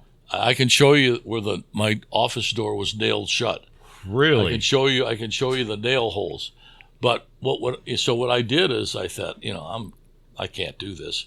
So I completely remodeled the first floor of my condominium. Okay. And put a world-class cigar lounge in. Oh, wow. Yeah. And so the exhaust system changes the air in there every 32 seconds. No way. Yeah, and you can walk in there on, the next day after we've been smoking up a storm. You have no idea that anybody smoked a cigar. Wow. Yeah, so I did that, made it very comfortable, and so people forget that is one of the most important thing, is the air quality while you're smoking, because we don't want to sit around smoking each other's air and exhaust. And we did a big change at our studio back in December, and we thought we had a decent air system, and what we swapped to, night and day. Yeah. And I was like, if I would have known how much of a difference this would have made, you would have done it earlier. Oh, yeah. Yeah. Well, we had the same thing here. We had a system that made noise and cracked and did everything, and it didn't do anything. And then we put all these wall units. We don't even have them anymore. And then they put the same system in here that I have in my house. Oh, nice. Yeah, and we had one big skeptic that didn't think it would work. He's sitting across from me now. But when I finally did the study, and we were turning the air in here, every 3 minutes. Yeah, he's a believer now. Well, I mean, it's clean as can be in here. Yeah. And both of us have been smoking for 30 minutes. So what brought you to Texas? You were successful in Detroit, and then you up and left and went to Texas? Well, my manufacturing company, when I learned enough how to read an income statement and a balance sheet, I decided there's no way I'm going to survive in this environment. Because, here's a small manufacturer competing at that time, obviously, with automobile companies paying $25 an hour, and we're paying $8, $9 an hour. Right. And I thought, this isn't going to work. So I always had an affinity for Texas. So Where'd that come from? when I was a little kid, I built a crystal set, and most people are listening to this have no idea what it is. I don't know what a crystal set is. It's a coil that has a crystal, and you ground it, and you pick up radio stations with it. Oh, really? Yeah, and so the only station I could get was the station in Del Rio, Texas. Wow. Now, because their antenna broadcasting was in Mexico, and their studio was in Texas. So, the United States had all these regulations, so they were pumping 50,000 watts all across the country. Wow. So I was able to get that station. And my parents couldn't convince me that I didn't live in Texas. Wow. Because I don't know whether I built this with my dad. I think we must have, but I was not 5 or 6 years old. And I had these headphones like this, and I'd lay in there and listen to Wolfman Jack. I met Wolfman Jack. I lived in St. Louis for a short period, and when I went to the mall one day, I seen this guy walking, and he was wearing black from head to toe with a sports coat, and he had that goatee with silver in it, and he had two big guys with him, so you knew you weren't going to mess with him, but he was just as nice as he could be. But I grew up, my parents were about your age, and so I grew up with what's that movie, American Graffiti? Oh yeah. So I loved Wolfman Jack the whole time I was growing up. That's one of my favorite movies. Oh, great movie. Yeah. Classic. So you listened to Texas radio as a young kid, and in your 30s you decided I'm moving to Texas. Yeah. And where'd you move to? Did you move to this area? I came to, I was standing at the Dairy Queen in Weatherford, Texas, on the way to Mineral Wells because they shut down an Army base, and there was a lot of available buildings, and I thought I could get one of those buildings and move my manufacturing company into one of those buildings. Oh, okay. So I'm standing in line at the Dairy Queen, and a guy in front of me, he looks back and he talks to me. And he said, "What are you doing here?" And I said, "Where are you from?" And I told him I was going to Mineral Wells to see if I could set up a manufacturing plant, and it was the city manager at Weatherford. Oh, wow. So he says, "Well, why are you going out there?" I said, "Why don't you come here? It's closer to Fort Worth." And I said, "Well, you don't have anything here." I said, "You have no buildings? You have nothing." He said, "Well, what if we could build you a building?" And I said, I certainly will listen to what you have to say. So he and I became friends. We ended up going to Washington, D.C. and get an EDA grant to build this park, wow, this industrial park. That road out there I consider my own road because I helped get the money to pay for that road. So this is where it's always been? Yeah, it's always been here. Yeah. Wow. And so the Weatherford Industrial Plan built the original manufacturing building for me. Then 2 or 3 years later, I needed to expand because we were, based on our new costs and productivity, we had to expand. And I went back to the Weatherford Industrial Plan, and a lot of these old farts didn't want to take any more risk, although we've been really successful. They said, "No, we're not going to do it." And I go, "What am I going to do?" So I paid the next payroll in $2 bills. I covered the city of Weatherford with $2 bills. Everybody had them. Wow. So, they begin to realize the impact. At that time, we had 500 people on the payroll. So it was which was probably in the top 10 of. Well, we were the largest. Employer in the county at that time. So people begin to realize, and everybody's talking about it. Kid comes in from work and he's got, that many $2 bills. So they immediately the next week approved the expansion. Wow. Yeah. So that was one of the problem-solving methods that I was very proud of. And my son Mike always thought it was a story, And then was going through our scrapbooks, and there's a picture of me sitting just like this with money stacked up like All in $2 twin bills. towers, yeah, like $2 bills. Yeah, Wow. it was a fun deal. So, so I had an affinity for Texas, anyhow, and I thought, I wouldn't mind. And I came down here in Detroit because one of our customers used to be General Dynamics. Okay. We made seals for them. We made seals for the F-111. Oh, wow. Yeah, the swept wing fighter or bomber. And so I kind of knew, and I kind of liked Texas. We used to eat at El Phoenix because we thought that was the greatest Mexican restaurant in the world. We found out it's really not. Yeah. Me and my wife used to love El Phoenix when we were young. Yeah. And so you're also in the restaurant business. Yes, sir. How did that come about? I mean, you're in the injection molding company business. You're also cigars, but how did the restaurants come into play? Well, they're not dissimilar, Okay. but I'll get into that later. I bought a ranch in Alpine, Texas, where I thought the first time I saw it, I was very young, and I was just fascinated by the volcanic structures out there and how beautiful it was. But I never thought I could afford to own a boulder, let alone a ranch. Right. So I bought a ranch, and I get out there and I find out this is a gastronomical wasteland.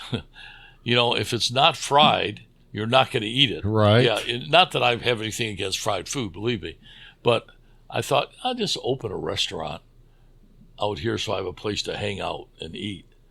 And we did, and it ended up being very popular, very, very good. So then I ended up having the chairman of Bank One out hunting with me, and he ate at the restaurant and went, "Holy crap." He said, "Listen, I got a restaurant on the top of my bank building, 35th floor restaurant." He said that used to be a private club, and when they shut down. So I think it was called the Century 2 Club. And I said, "Bob, I'm not a restaurant guy, And he goes, "Well, your food sure says you are." So he bugged me for a week, and I said, okay, I'll send over somebody. So I sent over my friend and a guy that worked for me, a kid named Mike Evans, and he came back and negotiated 5 years with no rent and 5 years at 10 cents a square foot per year. Wow. Yeah, so I thought, how can I blow this, Right. with no rent, So we ended up opening the Riata in Fort Worth, and I took half of the floor and redid half the restaurant in a Western motif. And we were on a 2 to 3 hour wait on weekends. Wow. So I came back here and got my engineers together, actually I think in this room, and I said, "Okay, guys, here's the equation. You guys that know geometry, I've got a 2.5 hour wait, and I've got X number of tables. How many tables do I have to get that wait down to 30 minutes?" And they all got their slide rules out back then. And so, "Well, Al, you got to open the entire floor." So I did. And we still were on a 2 hour wait. Wow. So I don't trust slide rules today. True. At any rate, it was that. That's how I got there. So, did you have any experience in cooking, or just you were an eater? I had a lot of experience in eating. No, you know what? A lot of you won't believe it, but a lot of practices that we have at our manufacturing plant, we have in our restaurants. We do statistics process control on mashed potatoes, because if a mashed potato is cold, you don't like it, right? Right. If it's too warm, it starts to crust over. So you've got to have a temperature that you have to keep those mashed potatoes at. And instead of waiting till they start crusting over or waiting till they get cold, you which gives you an out of parameter situation. So if it starts to vary 2 or 3 degrees, you're fixing it before it becomes critical. And we do a lot of that. And then the processes for making rubber that we have in a plant to make our own rubber, we use big dough mixers.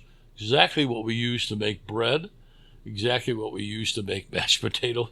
Really? So a lot of the equipment, now back here we'll make 300, 400 pounds at a crack, and in a restaurant we're making, 30 pounds. Right. But it's still, I'll keep hitting it. Is the sound good?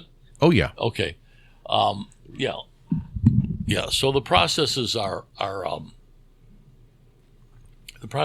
similar, but training is the key in a restaurant, and consistency. And you have to, when you make rubber to make parts out, it's got to be consistent. Perfect every time. It's got to be, because you've got a real sophisticated process for processing the raw material into parts. And if the temperature is wrong, or some of the parameters in the raw material, the durometer's not right, or the specific gravity's not right, you're not going to have the same product. So that's why I think a restaurant, we've adopted a lot of the same processes in a restaurant that we have in manufacturing. That's interesting. Yeah. And I got to say that when I tell people about restaurants in the DFW area, the only one I recommend is the Riata Al. Well, thank you for that, for sure. It surpasses any restaurant that I've been to. And it just made me think, what does Al know about cooking? Nothing. But you know about putting processes in place. Exactly. And training. Yeah. Because your staff was spot on, the food was spot on, and I didn't have to wait for a table at all. Of course, I was with Al. That might have made a little bit of a difference. Sometimes. Sometimes you get in, sometimes you don't. The other day I was smoking cigars with a friend of mine, and I think she had too much wine, so on the way home she says, "I want some ice cream." 10 o'clock at night. I go, "Where am I going?" I pulled into the Riata. They were closed, but they were still there. Went inside, and they put 2 sundaes together for us. And now, if that's not impressive for a young lady, right? Right. But it was fun. It was fun. That is fun. So what's your favorite thing on the menu at Riata, just out of curiosity? Honestly, we have carne asada with 2 enchiladas, cheese enchiladas. It's fabulous. That's the one to go to. Yeah, but everything on the menu, although they've veered off a little, I only put things on the menu I like. Ah. Yeah, so and people go, "What if somebody doesn't like that?" I don't care. There's lots of other restaurants that's right. that you go to. And that's not been the case, obviously. I had the blackened trout, and that was amazing. I'd never even had trout before. Yeah. But I was like, you know what? I'm going to try something new, and it was lights out. Yeah, and I'm not a big fish guy, and I love our blackened tilapia. I like our blackened trout. I actually like the buffalo ribeye that's blackened. Okay. Yeah. Well, in fact, I had it Saturday night. It was I'll have delicious. to put that on the list. Yeah. So tell us about how you expanded from injection molding to get into the cigars. Were you always a cigar smoker? Over my life as a young man, I smoked cigars mostly on safari, or mostly when I was at the ranch. Okay. Because I didn't even know about cigar lounges back then, that I could go smoke at cigar lounges. And one of my friends opened Silverleaf, and I never even thought about it. And then one day I was somewhere, and I was in Washington, D.C., and there were the director in the FBI that was in charge of weapons of mass destruction. He took me to his cigar lounge, and I thought, son of a gun. So I remembered my friend had a cigar lounge, and that was years ago. And so I ended up going to Silverleaf and never stopped, and that was the beginning of my cigar ventures. What year did Silverleaf open? Was that like 2012? Five. Okay. 5 years ago. Oh, 5 years ago. Yeah. So 2015. Yeah. Wow. So you jumped both feet all the way in. The doctors have a word for it. They call it ADD. Yeah. Well, and I mean, just listening to your history, you've always been constantly. You're one of the guys that if you're not working, you're not happy. True. And I understand that. If I'm my wife always says, you never take a day off. And I say, I can't wait till my regular days off so that I can work on this. Oh, you're good. But you know what I mean? It's like I look forward to my weekends for my regular job so I can work harder on this. Yeah, I can. You know, I must admit I enjoy. I must admit I enjoy not banging my head against the wall every day, but I enjoy working with Dan, so I don't mind at all. And Dan stops by, we'll smoke cigars, and we're undisturbed. And you know, we talk and discuss every aspect of this business, the cigar business, as well as the other responsibilities Dan has corporately. Yeah, because I mean, and that's what blows me away is, first of all, I think Dan has revolutionized the cigar industry. I mean, the things that you guys have do, and I can't believe that other cigar companies haven't figured out that they need to be watching you guys, because it's like what you guys are doing, nobody else is doing. Yeah. And it's going to catapult you guys to the front of the herd. Yeah. And everybody else is going to be looking around going, how did we miss that? Yeah, well, we're seeing that a little bit now, and we don't revel in that. We just want to do a good job. That's all we care. That's all we care about. But the innovation is just impressive, because you're looking at an industry that's been around for 100 years, and things don't change quickly. You know what I mean? Yeah. What change has been decades in the making. You guys did more in the last 12 months than the industry has done in the last 50 years. Well, I can't take credit for that, but I think we're trying to put a new face on some of the things that we do. And one of Amanda's missions, and Dan and mine, seriously, is there's a whole demographic out there that the industry treats not in the way they should, and that's women. Absolutely. And Amanda can tell you, I've always been an advocate of women since I was, first day in business. I enjoy women, so obviously, what a tremendous resource, and smart, loyal, hardworking people. And so we'll be putting a very unique program together, and not for women, but making sure that it includes them in the industry, and there's no differential between a man and a woman. Making a cigar for the little lady, in my opinion, is stupid and degrading. Insulting. That's the word. I guess that's really the word I was looking for. Yeah. No, I hate that. Well, I have a very good friend, and she smokes cigars about like I do.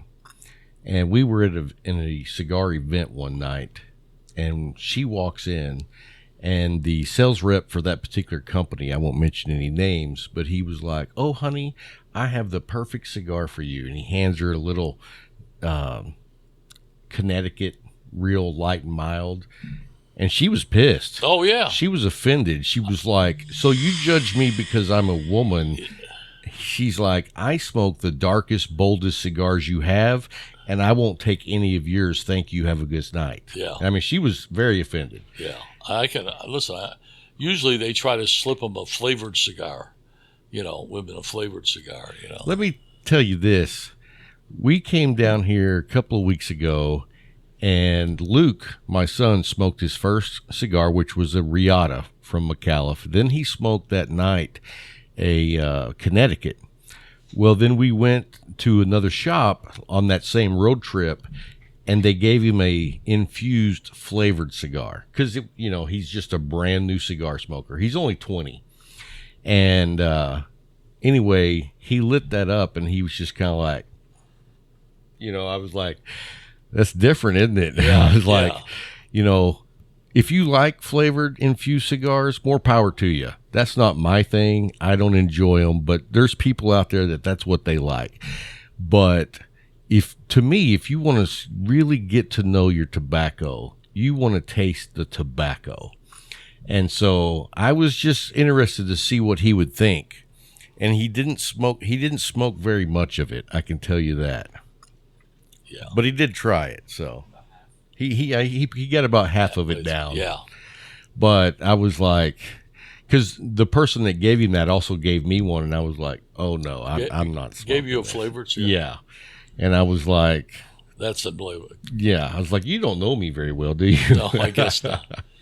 So your son's 20 years old. 20 years old. I do have cowboy boots older than him in my closet. I think I've got cowboy boots older than him. So when you came to Texas, did you already have cowboy boots, or did you get boots after you got here? No, I had cowboy boots since I was 5 years old. Oh, you know what? On top of my humidor for decoration, there's a pair of cowboy boots that I got when I was 2 years old. Oh, cool. And they're the pointy-toed. You remember what they look like? God, yes. So I guess those boots are 49 years old. There you go. Right. That's super. So what do you got coming up for you personally? I mean, are you getting out? COVID keeping you locked down? Is there any activity? Because I know you love to go to the ranch. You love to drive your car. Yeah, I've been going to the ranch. Do you drive? I drive now instead of fly. We sold all of our planes in 2008. I saw the crap hitting the fan, and I thought, I don't need to be spending this kind of money. When the economy's tanking. Yeah, and I knew from what was going on that it wasn't going to be a short-lived cycle. And then, not to offend anybody, but I didn't think our president had the background to turn this thing around quickly. Right. So we probably needed Trump back then, but at any rate, I've been going to the ranch. I've got several trips planned. Like this week, I'm going to go up to Telluride for a couple of days. Okay. Because we have a place up there, and I haven't been there in years.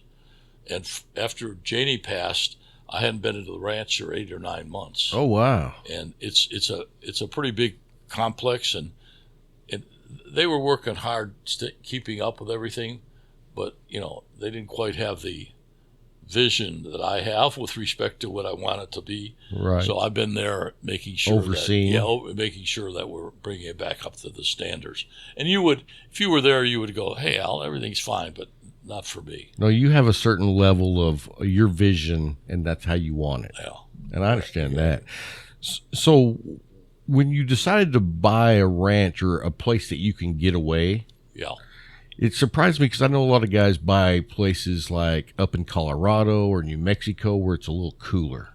Is it hot out at the ranch? Well, we're at our elevation. Most people, it's the best kept secret in Texas. Most people don't know we have 8,000-foot mountains in Texas. Yeah, that's 8,500 actually.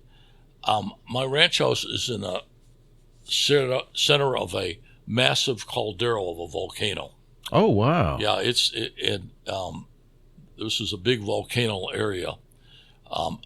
It was in the igneous rock. The volcanic rock is overburden on the limestone when it was a. But I had one ranch. I sold that one, where half of it was volcanic and half of it was limestone. So on one side we found nothing, and on the other side we found all these shark's teeth and all these fossils. But at any rate. So at 5,000-foot elevation where our ranch house is, we have kind of the same weather that Denver might have. Oh, really? Yeah, and then being mountainous, I got to stop talking with my hands. Being mountainous, we get a lot of, at this time of the year, we should be getting a lot of afternoon showers. So it gets up to 80, 85. Then you get big afternoon shower, drops down to 70. So it's cooler than here. Oh yeah, much cooler. And then at night it's in the 60s. So if I'm on the porch smoking a cigar, I've got a jacket on. Wow. Yeah. I would be there all summer, Al. Yeah. Well, it's too hot. It's pretty hot. There's no question about it. Well, I want to say, is there anything else you want to talk about before we go? Yeah. Well, I can tell you that our national sales manager, Andy, is just super. He is he's a great manager of people. He's been in industry. That's where we have a lot of knowledge about the industry among our sales team. And we've, the quality of the people we have today far surpasses when I first started. And we continue to pick up really good people. And Andy's done a great job of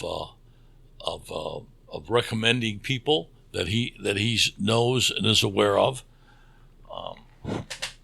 And I love traveling with most of these guys. The ones I've traveled with, I've had a good time with and developed good relationships and good friendships. Well, after I talked to Andy, I thought it was genius to bring in a guy from the hotel management type business where the focus is on customer service. Yeah. And that's genius to bring in a guy like that for a cigar, because you wouldn't automatically think those go hand in hand. But I think it's a just perfect marriage. And then on top of that, obviously, he has a lot of background in selling cigars. Right. Yeah, from other companies, But with his hotel management, I was like, oh, that's perfect. Yeah, no. Because he sees the big picture. And Dan gives them, the sales team, so much data that most of us, our gut is pretty accurate, okay? But when you see the data in black and white, it makes you tweak your approach to certain things. And it's great for them to know, yes, this is successful. Dan and I had ideas that a particular cigar was not selling. But when we saw all the numbers, we began to say, I'm a little surprised, yeah. And then, there are a lot of little things like that you don't. Now when you have the data, and honestly, Dan, with the help of Andy and our sales team, the matrix that we get, or the information that we get, is I sit there and marvel. I'm unbelievable. The data that he pulls out of our information system is so helpful. He showed it to me, and I was blown away. There you go. Okay. I was just like, wow, that's something that you would see in a manufacturing company. You wouldn't necessarily think a cigar company would dig into that data, but I was blown away. I was like, oh, that's so valuable, and he's made it so easy to get to. Right. And I thank Microsoft every day for for training Dan and getting. Thank you, Microsoft. I'm getting the benefit of a $100 million experience. I'm not kidding. Yeah. Oh, absolutely. And I mean, he told me he took a class so he could program it himself, and that. Yeah. I was like, a lot of guys would be like, oh, I got to hire somebody to do this. Dan just. I was sitting there, and he goes, I just finished programming this, and I went, what? And he did. It's teaching some of our IT people across the street a lot. Well, and it's also leading by example. Mm-hmm. And I know that you got to be a big fan of that. He's an expert at that. Yeah. He's an absolute expert. I appreciate some of the knowledge that he shared with me, just looking at my own, what we have goals, and I can apply some of those same values and ideas. So he's pretty top notch. He's helped me a tremendous amount by leading by example. A lot of it I can connect it with fried chicken.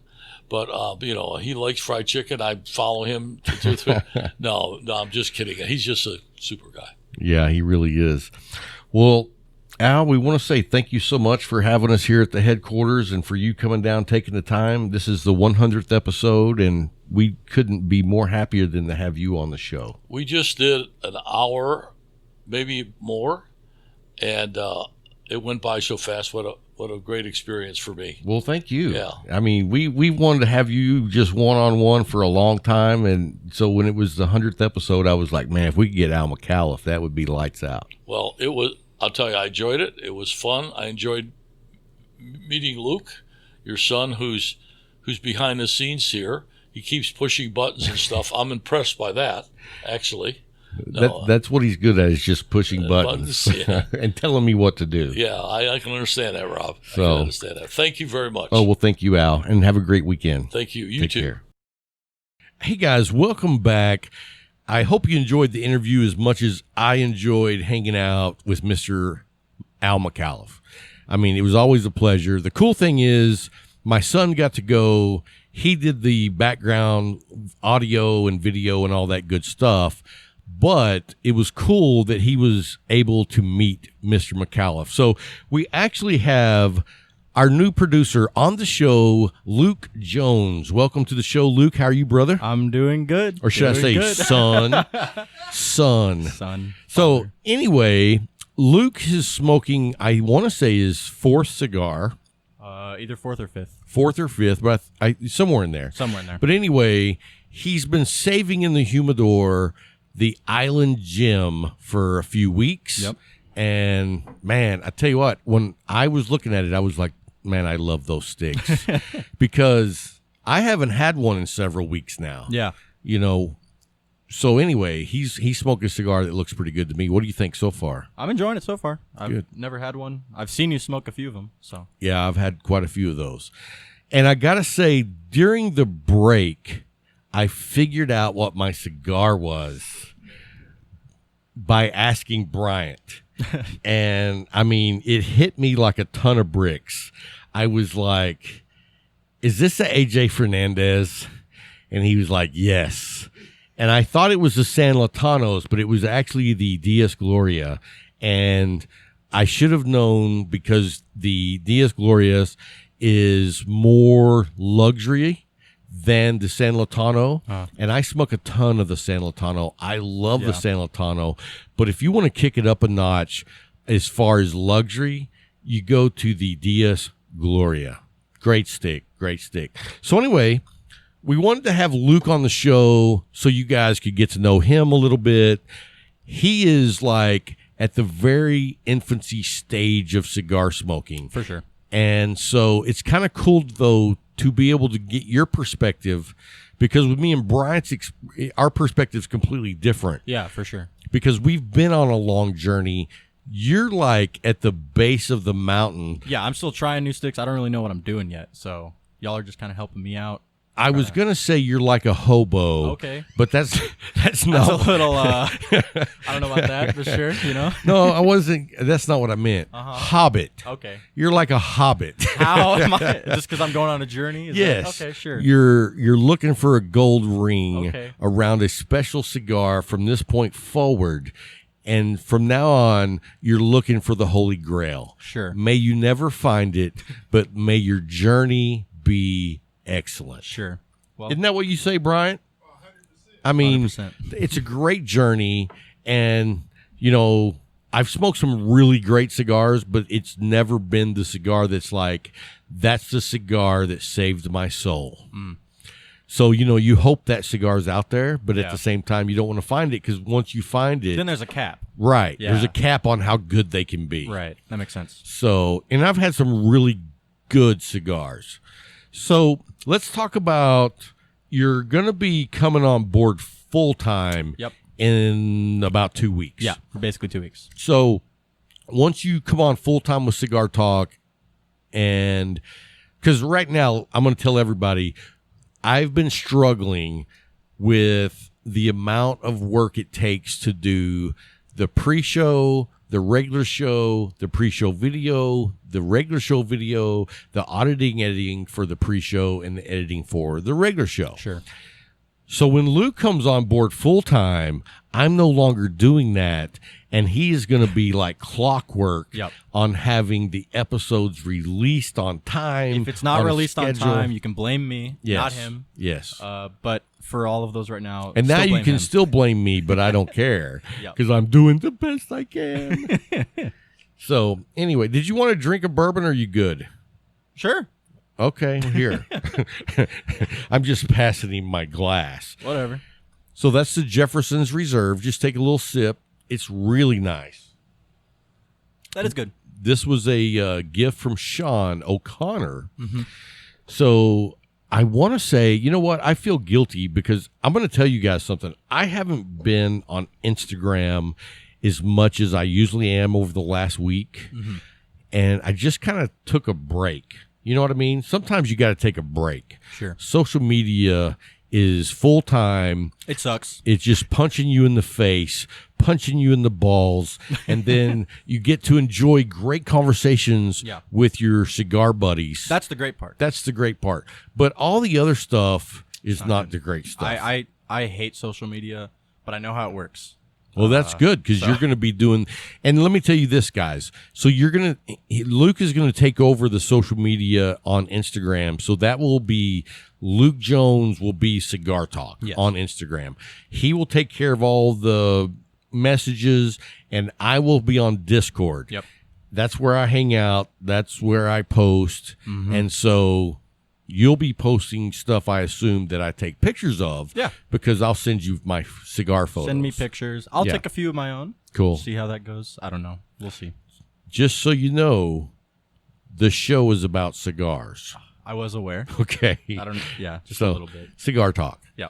Anyway, well, cool. I'm looking forward to you taking over Instagram. Yeah. I'm still going to keep doing Facebook. One, you hate that. I'm not touching Facebook. Yeah. And two, I do a lot of talking on Messenger with a lot of cigar guys. Sure. That makes a lot of So sense. I enjoy that. And anyway, I'm also an ambassador. So I go on and talk to the ambassador guys. Sure. So, I'm going to do the Facebook, you do the Instagram, and then I'll do a lot of the Discord. Yeah. Well, not I'm like still gonna you do the Discord You're the stuff. behind the scenes guy. Wait, Bryant's raising his hand. got a question? You don't stop anything. Just This is for Luke. Can we hear Luke talk? It's about Luke. let me tell you something. In case you guys can't hear Bryant, he's like, this is the opportunity for everyone to meet Luke, and you're talking. Shut up. Shut up. All right, go ahead. What do you got to say, chump? Let's play Stump the Chump. Stump the chump. I don't know. What do you want me to say? I don't know. What's your feelings on coming into the cigar community? What have your observations So been? far, Yeah. It's been great. It's been welcoming. Everyone I've talked to, even though I'm new, they treat me as if I'm one of them, and it's great. I think that's awesome. I think the community is. I'm a gamer at heart. I'm huge in a lot of gaming communities. You're not used to being I'm not welcomed. used to being welcomed. I'm used to people going, you're bad at the game, get out. So, Right. so this is good. This is a good change. Because I don't know what I'm doing still, but Right. people are they're trying to give me advice, telling me what's wrong with what I am doing, and trying to help me fix it instead of just telling me what's wrong. And the cool thing is too, is like with your own friends, Right. Like in your gaming community and Yeah. your local friends, like even though you're a newbie at cigars, Mm-hmm. you already have the knowledge way beyond what that they is could true. have. Yeah. Just because you sit here and listen to Bryant, the Yeah. expert. Sure. You got quiet for a reason. I expected you to compliment yourself, and then you didn't do it. This show's all about Bryant. Mm. I don't know if you've realized that, but if we could get a picture of Bryant, okay, Bryant says no. Anyway, we're going to move on. Okay. So, I mean, you've enjoyed the experience of the Yeah. community, and you've met some great community. 100%. I mean, we look at the road trip we went on. We went to the McAuliffe headquarters. Yeah. We went and hung out with Al and his wife from The Good Cigar. Great people. You got to meet and hang out with Sean O'Connor. Awesome guy. Then we went to Granbury, and you got to meet Dave Lampert at his cigar shop. Which is a great shop and a great guy. And so, I mean, wow. When you jump in, and, I'm going to say this, and I don't mean this to sound like we think we're anything, because we don't. Okay. But you're getting to go as a newbie to cigar shops with Cigar Talk. Right. And So there's a little bit different. our name is known. Right. So that's a bigger deal than Well, I'm just saying- Luke Jones going to. Because let me tell you what, when I first started going to cigar shops at Cigar Talk, people were like, who the hell is this guy? So it's a different experience. Yeah. I mean, people are like, oh, Luke Jones, awesome. When I was showing up, they were like, who's this dumbass? So anyway, For sure. Yeah, it's been that. I'm sure that's also changed my perspective a little bit. sure. But I don't think But that the much, people though. are great no matter what. I think that didn't change how they treated me. I think that's a difference. And you've also gone with me to some cigar shops when we weren't doing a show. Right, and just got to meet them in Right. full on in person. Because we went by the Paladin and you met Aaron and Matthew. Both really cool guys. Really nice guys. One of my very favorite shops when I'm in the Fort Worth area. I mean, you go in, they have a nice selection, and I love they have their own cigar, which you can't get anywhere else. Right, yeah. So when I go there, I want to say it's called, and Matthew, Aaron, forgive me if I get it wrong, but I think it's called the Tapao. I think it's close, if not it. Yeah, I think it's Tapao or something like that, and it's just their own cigar, and it's like, it's not a cigar that I would want to smoke every day, all day, but it's like a treat to smoke it every so often. And so to me, that's a special stick. And it's, shoot, I want to say it's only like 7 something. It's cheap. That's good. Yeah. So I usually pick up 2 or 3 just so I like to space them out. Yeah, but that it's a makes sense. really unique stick, and I love those guys. So what is your vision for your opportunity to make changes with Cigar Talk? Where do you want to see Cigar Talk go in the next 12 months? I mean, have you thought these things out, or are you just I've thought shooting about from the it. hip? I have a lot of ideas for like content that we can bring out. I've got some ideas. We've been talking about doing, going out and playing golf, things like that. Yeah, so Luke wants us, me and Bryant, to get in a cart, have a full bottle of Eagle Rare, some golf ball. We'll need a lot of golf balls. Yeah. And go play golf. Yeah, just have a good and time. video it, because it'll just be us. And so Yeah, and we'll we'll see. just Well, do that's whatever is fun. Luke's idea. If you like it, it was my idea. If you hate it, it was Luke's idea. What? So, I was the one who but came we're up going to with do video on that as well. Yes. So, and trust me, it will be like watching Laurel and Hardy on the golf course. it. Especially the Oh, yeah. yeah. Good thing you can't get pulled over in a golf cart. I don't think you can. I mean, yeah, it depends where you are. well, yeah. Yeah. No, I think stuff towards it has nothing to do with the podcast, but more focused on you guys is going to be really cool. Just to, personality. It's a big thing when it comes to content. So I think it'll be fun. 1 for us, because why not? And 2, I think it'll be good content for everyone watching. And the cool thing is, we're getting ready to start doing this right when the weather is perfect. 100%. So we can do some outdoor stuff. It's been way too hot to even attempt to do anything. Yeah, for you guys that don't live in Texas, you just don't even know. But I'm not going to play golf when it's 105. I've been there, done that when I was young. And, when I was young and I played a lot of golf, my tee time was the first tee time of the day, or I didn't go play. And my son used to go with me whenever he was young. Yeah. And it would still be dark when we're getting on the tee box. And we'd be gone by the time the sun was getting hot. oh, yeah, we would be gone by 11 o'clock gone. at the latest. Usually it was more like 10:15, 10:20. We're pulling out of the parking lot. I'm not a heat guy. No. And, it was something that my dad that's what he taught me. When we go play golf, we go at the very first tee time. Me and my brother Russell were talking about that the other day, and we were talking about you'd be teeing off with Dad, and you didn't know where your ball went. It was that dark. And the funny thing is, sometimes we would be the second party teeing off, and you're looking down there, and it's like, I don't know if we can go because I can't see those guys. But that was a lot of fun, and so we're going to do some fun things like that. Yeah.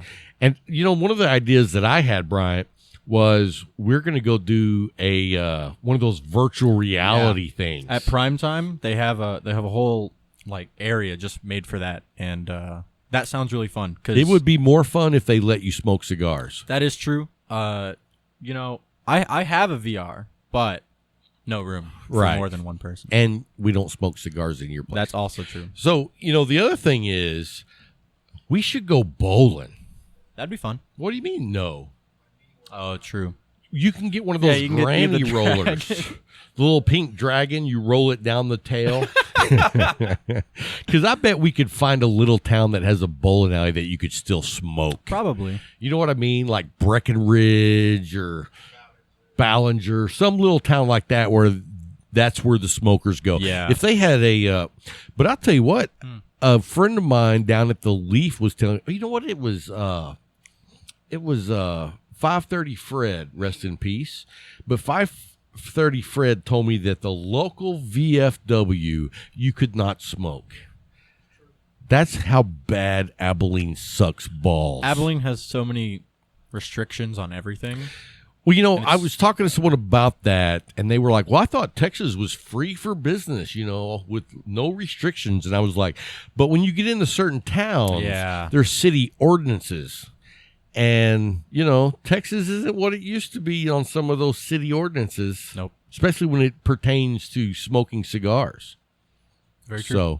So as a 20-year-old, the law changed after you were of smoking age. Mm-hmm. So you're still able to enjoy cigars. I'm still able to do which it. I thought they were going to not grandfather. And I yeah. was like, man, that sucks. Yeah. But you were grandfathered in. I was grandfathered in. So that was cool. That was great. Otherwise, it'd be kind of crappy right now. Yeah, for sure. I'm glad that I was grandfathered in. I think it's dumb to raise the smoking age when so many people... I know I have so many friends that started smoking when they were like 15. So it's like, I don't know, it doesn't really change anything.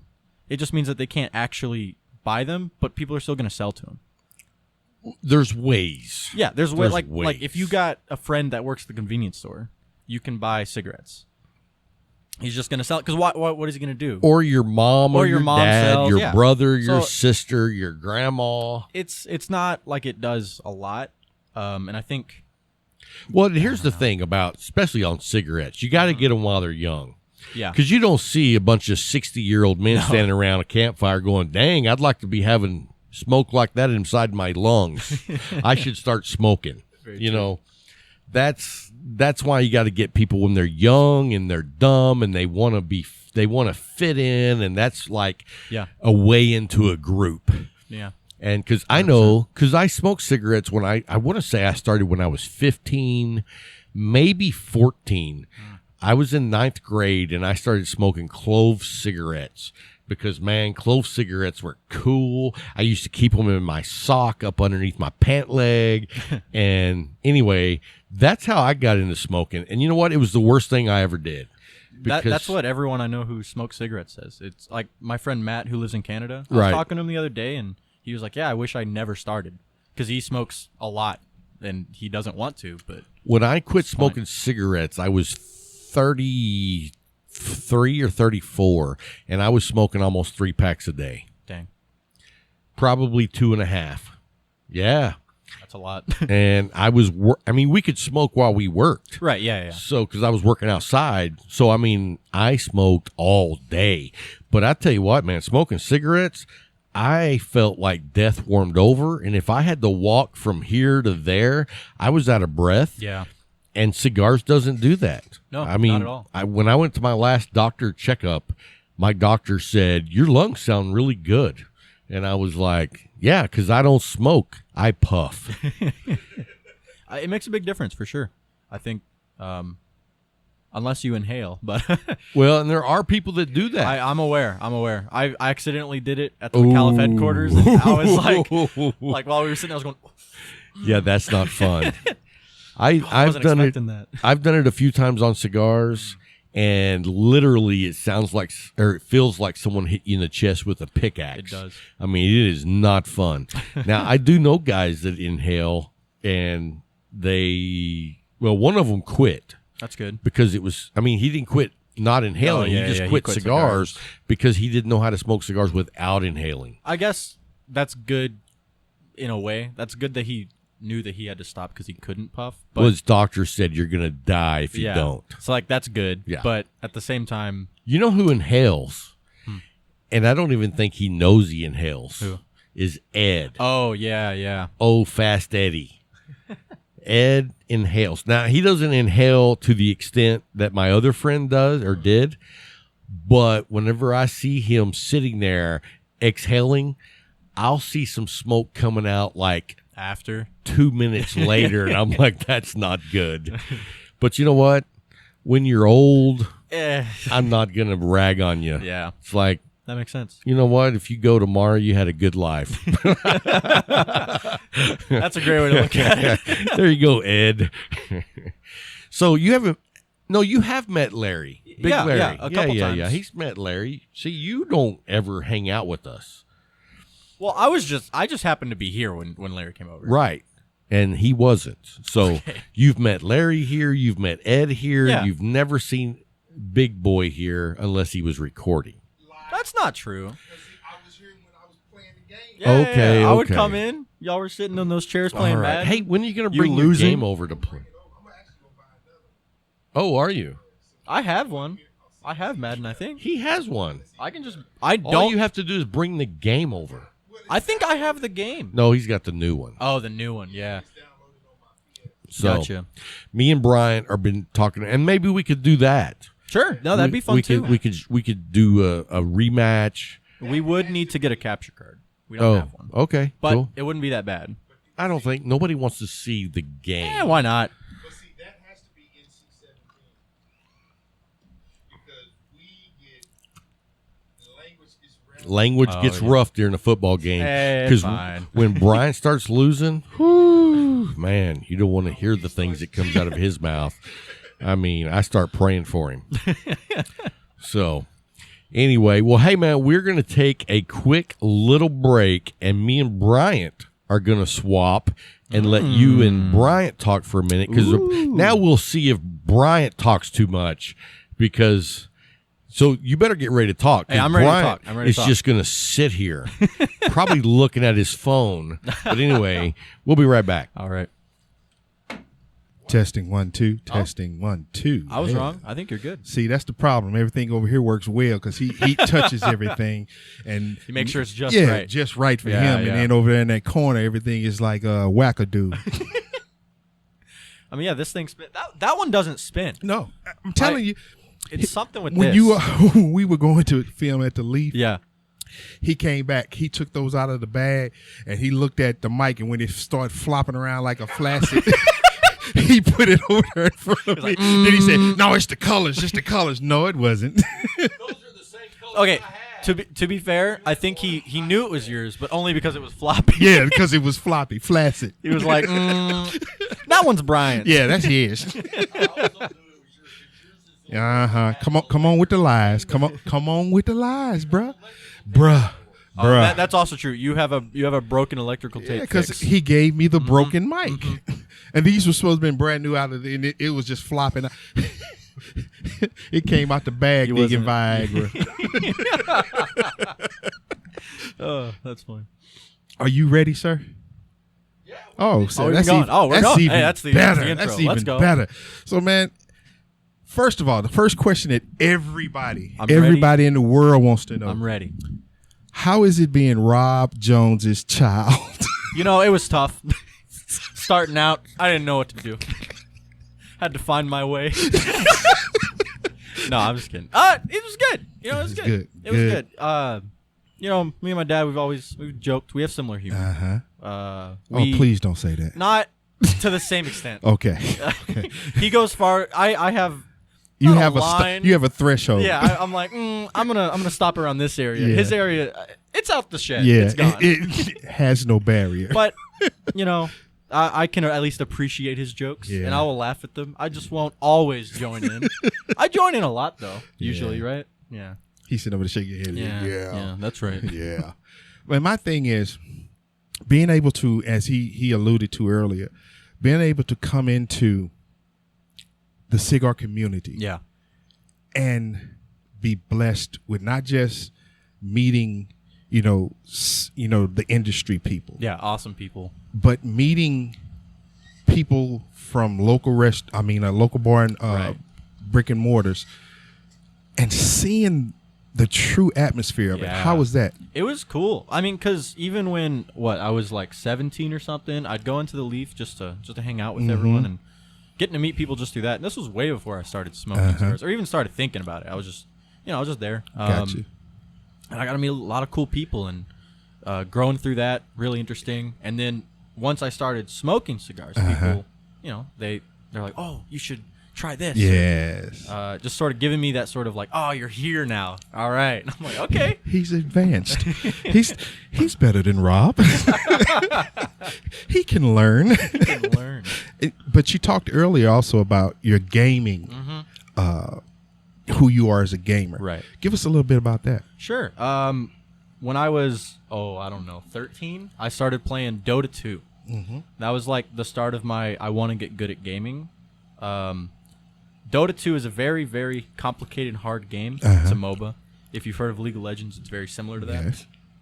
Me and my team started a team around 2014. Okay. And over a couple of years, we got into semi-pro leagues. Like if there's S tier teams, like we were maybe C, maybe C tier, and we were going up. We were beating B tier teams. Okay. And then we decided to stop there. I didn't want to, but whatever. That's that Rob in you. I was like, we could keep going. All Yeah. right, but it was fun. And then I decided to switch from that to Super Smash Brothers because I've heard of that. I'm good at that game. I'm currently number 7 in Abilene. We've got a lot of good people here. We've got 4 of the best in West Texas, and 2 of them are best in Texas. Wow. So I'm slowly getting better, trying to get Gotcha. there. But Out of how many? out of how many people? Out of 10. 7 out of how many? Best out of 10, but I guess out of everyone, I don't know. It's somewhere in the range of, in Abilene, 50 people, I guess. Ooh, so you're 7 out of 50. That's a Yeah. good ranking. That is a good ranking. That's a good and ranking. I'm also a coach. Yeah, that's for what it. I was going to get it to that because you were talking about it was about 3 weeks ago that Yeah. one of your players, One of my players. I've from the beginning because I started coaching at ACU, not getting paid, just volunteer because why not? And he joined, I guess, last year. Okay. He wasn't a freshman, but he decided to try his hand at Smash, and he was good. He wasn't he wasn't bad, but over that year, I was already ranked like 10 or something, and now he's better than me. I can still give him advice because I know the game. That's you. That's Yeah. your coaching ability. I've been working more on him than I have on me. Yeah, other than your dad. Anyway, so we're going to go a little bit further than that. Sure. I want to say this, and it's the truth. You have brought more stability to Cigar Talk Okay, sure. than has ever been envisioned. Hey, I believe it. I'll agree for sure. Give us, Oh, okay. like, he started to allow you to Yeah. speak on it, then he kept talking, and I tried to cut from it. But give us your vision of where Cigar Talk can be in Sure. 12 months. I think in 12 months, I don't know the size of, I don't know where we are on the scale of Cigar Podcast. We've talked about it, but I don't remember off the top of my head. I think in 12 months, if things go well, peak, we could be contesting for number 1 in theory. Yeah. That's the goal. See, that's what I'm talking about. Yeah, I think we have the potential to grow. Yes. Way beyond what others have. See, he has a vision, Rob. Your vision was taken in Lubbock. His vision was having fun. See, but we can have fun too. That's also part of it. Come on. Preach to him. Come on, preach to him. Is like, if you don't have fun, then why are you doing it? Thank you. That's the only reason I do Smash. That's true. But we're talking above the table now, so I think a big part of any content is you have to love what you're doing. Yes. And if you don't, it shows. Yeah. Real, like genuine, you see it. You can see it when what you're doing is good. If you aren't proud of what you're doing, don't put it out there. that's true. What made you want to be a part of it? I don't know. I saw something in it. Okay. I've been talking to him about it for, I don't know. I guess since you started it, you just not about joining. Just I hear tidbits. I want to know. Fair, he was with me the very start. Good. Yeah, I was. I mean, good. the train car. I don't know what episode that was. One. Oh, that was number 1. Yep. Yeah, I was there. We tried to film it. Yeah. We tried to film it. We got, in my opinion, some good stuff, but then we didn't get to put it out. Okay. So it kind of sucks, but it was still good. So you've been that conscience to him from the beginning. So let me ask this, and everybody wants to know this too. Okay. Why wasn't he listening to you? I don't know. I honestly wasn't giving that much input at the time because I was like, I don't really know how a cigar community is or how they want to hear stuff. So I was like, I don't know, maybe this is exactly what they want to see. And I don't think I was wrong. I think I was just almost.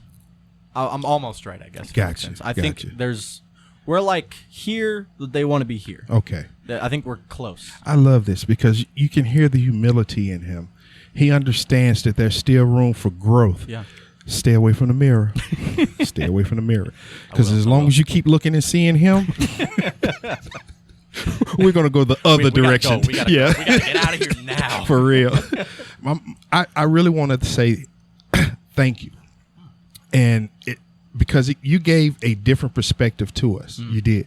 Me and Rob, we're in our 50s. Sure. We have, it's that old dog mentality. It's really hard to teach us, especially him, a new trick. But you came in and with your youth, your vigor, you stand on a lot of things. And I love that.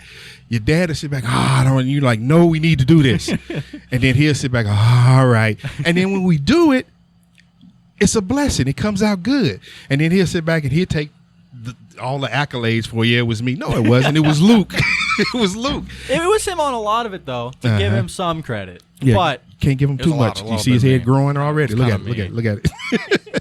But I truly want to say thank you for coming in and bringing that different perspective, that outside eye. To be a part of it. Oh, that outside eye that saw a lot of things that we didn't see or we didn't want to see. Sure. And you stood on it. You was like, no, you need to do this. No, you need to say this. You need to act this way. You need to, like with the cameras. I love that day. I wish we could have filmed that day. I know what day. Yes, where he kept saying, no, I'm not in. You like, yes, you are. Don't touch it. But the way you stood there and you stood your ground and he just had to accept it. And then when we looked at it and when you look at it on YouTube, it was great. But it was because you stood your ground. Sure. And I appreciate you coming in, man. I appreciate you bringing that mindset. I appreciate you bringing that just like, you know what, Dad, I understand this is yours, but this is how you can make it better. Yeah. And keep doing it. Yeah. Please keep doing it. I think a big part, because for me, I was originally, before I knew what I wanted to do, I was trying to figure out what I want to do for college. I was thinking, I know I'll be an event organizer, something like that. Just because I like the idea of running things and helping people get what they want to get out of an event or something like that. And then I was like, oh, that's a lot of work and not great pay. And I was like, yeah, so no. And then I was like, oh, I'll do digital media. Okay. So I went to TSTC for 5 weeks. I don't know, not long. And I was like, his head, I was getting almost straight A's. Like I was doing good. While there, I was like, man, this isn't what I want to do. Because they're going to get me some job for an editing company for a big, probably not a big, but because I don't get a degree out of that. They just get me a job, which is great. But I was like, I think I can do that on my own. You're looking more for a career, not a job. It's just like you said earlier. If you love what you're doing, then it's no problem. It shows in your work, and that's what we're getting from you. Is you sit over there, and when you're at the equipment. I'm not saying that it's perfect, but it goes flawlessly. I've definitely made mistakes, but But your mistakes, also still learning. Yeah, your mistakes. Oh Lord, that's true. Like we're 20 minutes in. Oh, I didn't tape any of it. I'm like, Rob. That has happened a few times. While not for me, but for him while I was over there. And then, how you said that for him. Yeah. But then we moved everything over there, and I didn't know how. I mean, I have a board similar to that in my house. Which I just use I stream sometimes.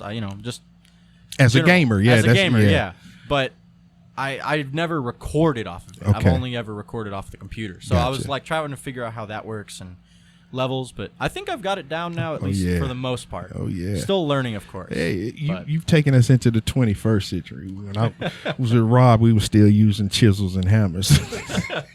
We got it. No, we don't. The Bronze Age. No, we don't. But we're good.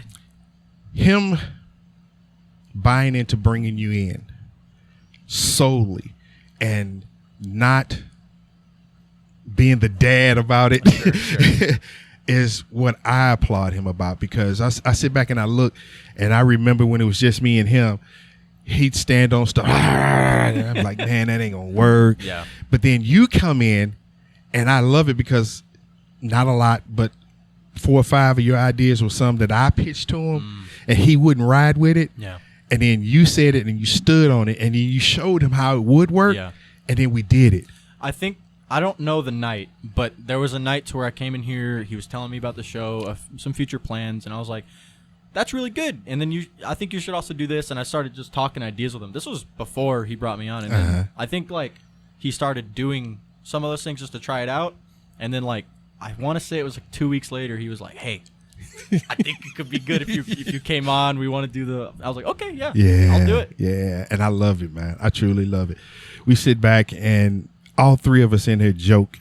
We get into modes, but we understand what Cigar Talk is. Yeah, for sure. And you've bought into our mentality of we're going to put out the best that we can, no matter what. Right. And I remember when you all were arguing about equipment, and he was like, "We're going to get." And he was like, "No, we're going to wait." Yep, we're broke. Wait, and that's the mindset. That's the stability that we need, because we both fly off going different directions. I've had to, because I'm the one who talked him into buying the lavaliers. Yes. Even though we didn't need them, but I think if we're wanting to do that like other content where we're going out or anything like that, we need them. Yeah. So I think it was a worthy investment once we start doing that. Gotcha. We've not gotten to use them yet, but it's fine. But the point is, I couldn't have talked him into that. That's fair. Because he'd have looked at me like, nope. Nope. Because even with the lavaliers, he wanted something else. He was like, no, this is what we need. Well, I really think, no, we got one. Let's get another one first. And I was like, yes. But that mentality has helped us. And I pray that you don't leave us. I'm not planning on it. Stay with us. Give old guys a chance, man. And help us get to that point, because it's not about me and Rob. We look at it about everybody that takes out of their time to just listen to us. Yeah, no, for sure. I think a big part of Cigar Talk is its listeners. Like, I've met a few of them. Yes. Sean, like 100. I had heard of him a few times. Yeah. Got, great. And then I met him and I was like, wow, this dude's awesome. Like, yeah. And he listens to the show and he knew who I was, and I was like, oh, that's cool. Like, I've never been on camera, but y'all know who I am. And that's the beauty of it, because in the end, it's about the show. It's not about one person. When Rob started off, he thought he could do it by himself, and then it takes a team. Yeah, he brought me on, and I'm still thankful for that. And then he still realized that, okay, we can go further, but we need that diamond in the rough. And boom, here you come. Yeah. I tell everybody, that's my producer, man. That's my producer. And your shirt is coming. Hey, I appreciate your that. shirt is coming.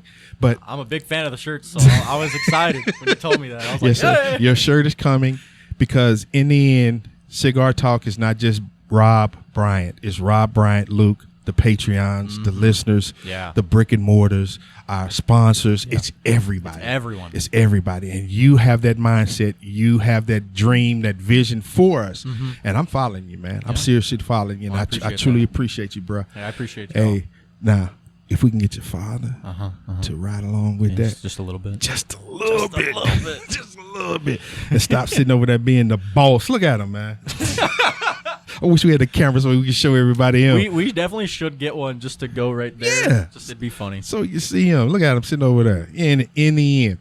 Well, brother, welcome. Hey. Welcome to the Leaf. Oh, yeah. Welcome to the Brotherhood of the Leaf. You jumped in, and like I say, I started off with McAuliffe's. I'm not McAuliffe's, but Monte Cristos. But you started off on the McAuliffe. Yeah, on the bruh. I mean, just the headquarters. In the headquarters, cool. Meeting the founder, the owner, and hanging around with two knuckleheads. Oh yeah. Hey man. Hey, it's good. Congratulations, bro. Appreciate Thank you, it. man. Thank you. Now, you know what's crazy is that stick that you gave me. Uh-huh. I just finished it. See? Dude, that's a good hour and 40 minutes in. We have corralled Wow. Rob in. So you guys go out and look for the AJ. I don't know if you can see that very well, but that is the Dia Glorious. Dia Glorious. Gloria. Gloria. Good smoke. Good smoke. Did you have another stick for me too? No, that was it. Oh, okay. I was it. just want to make sure. No.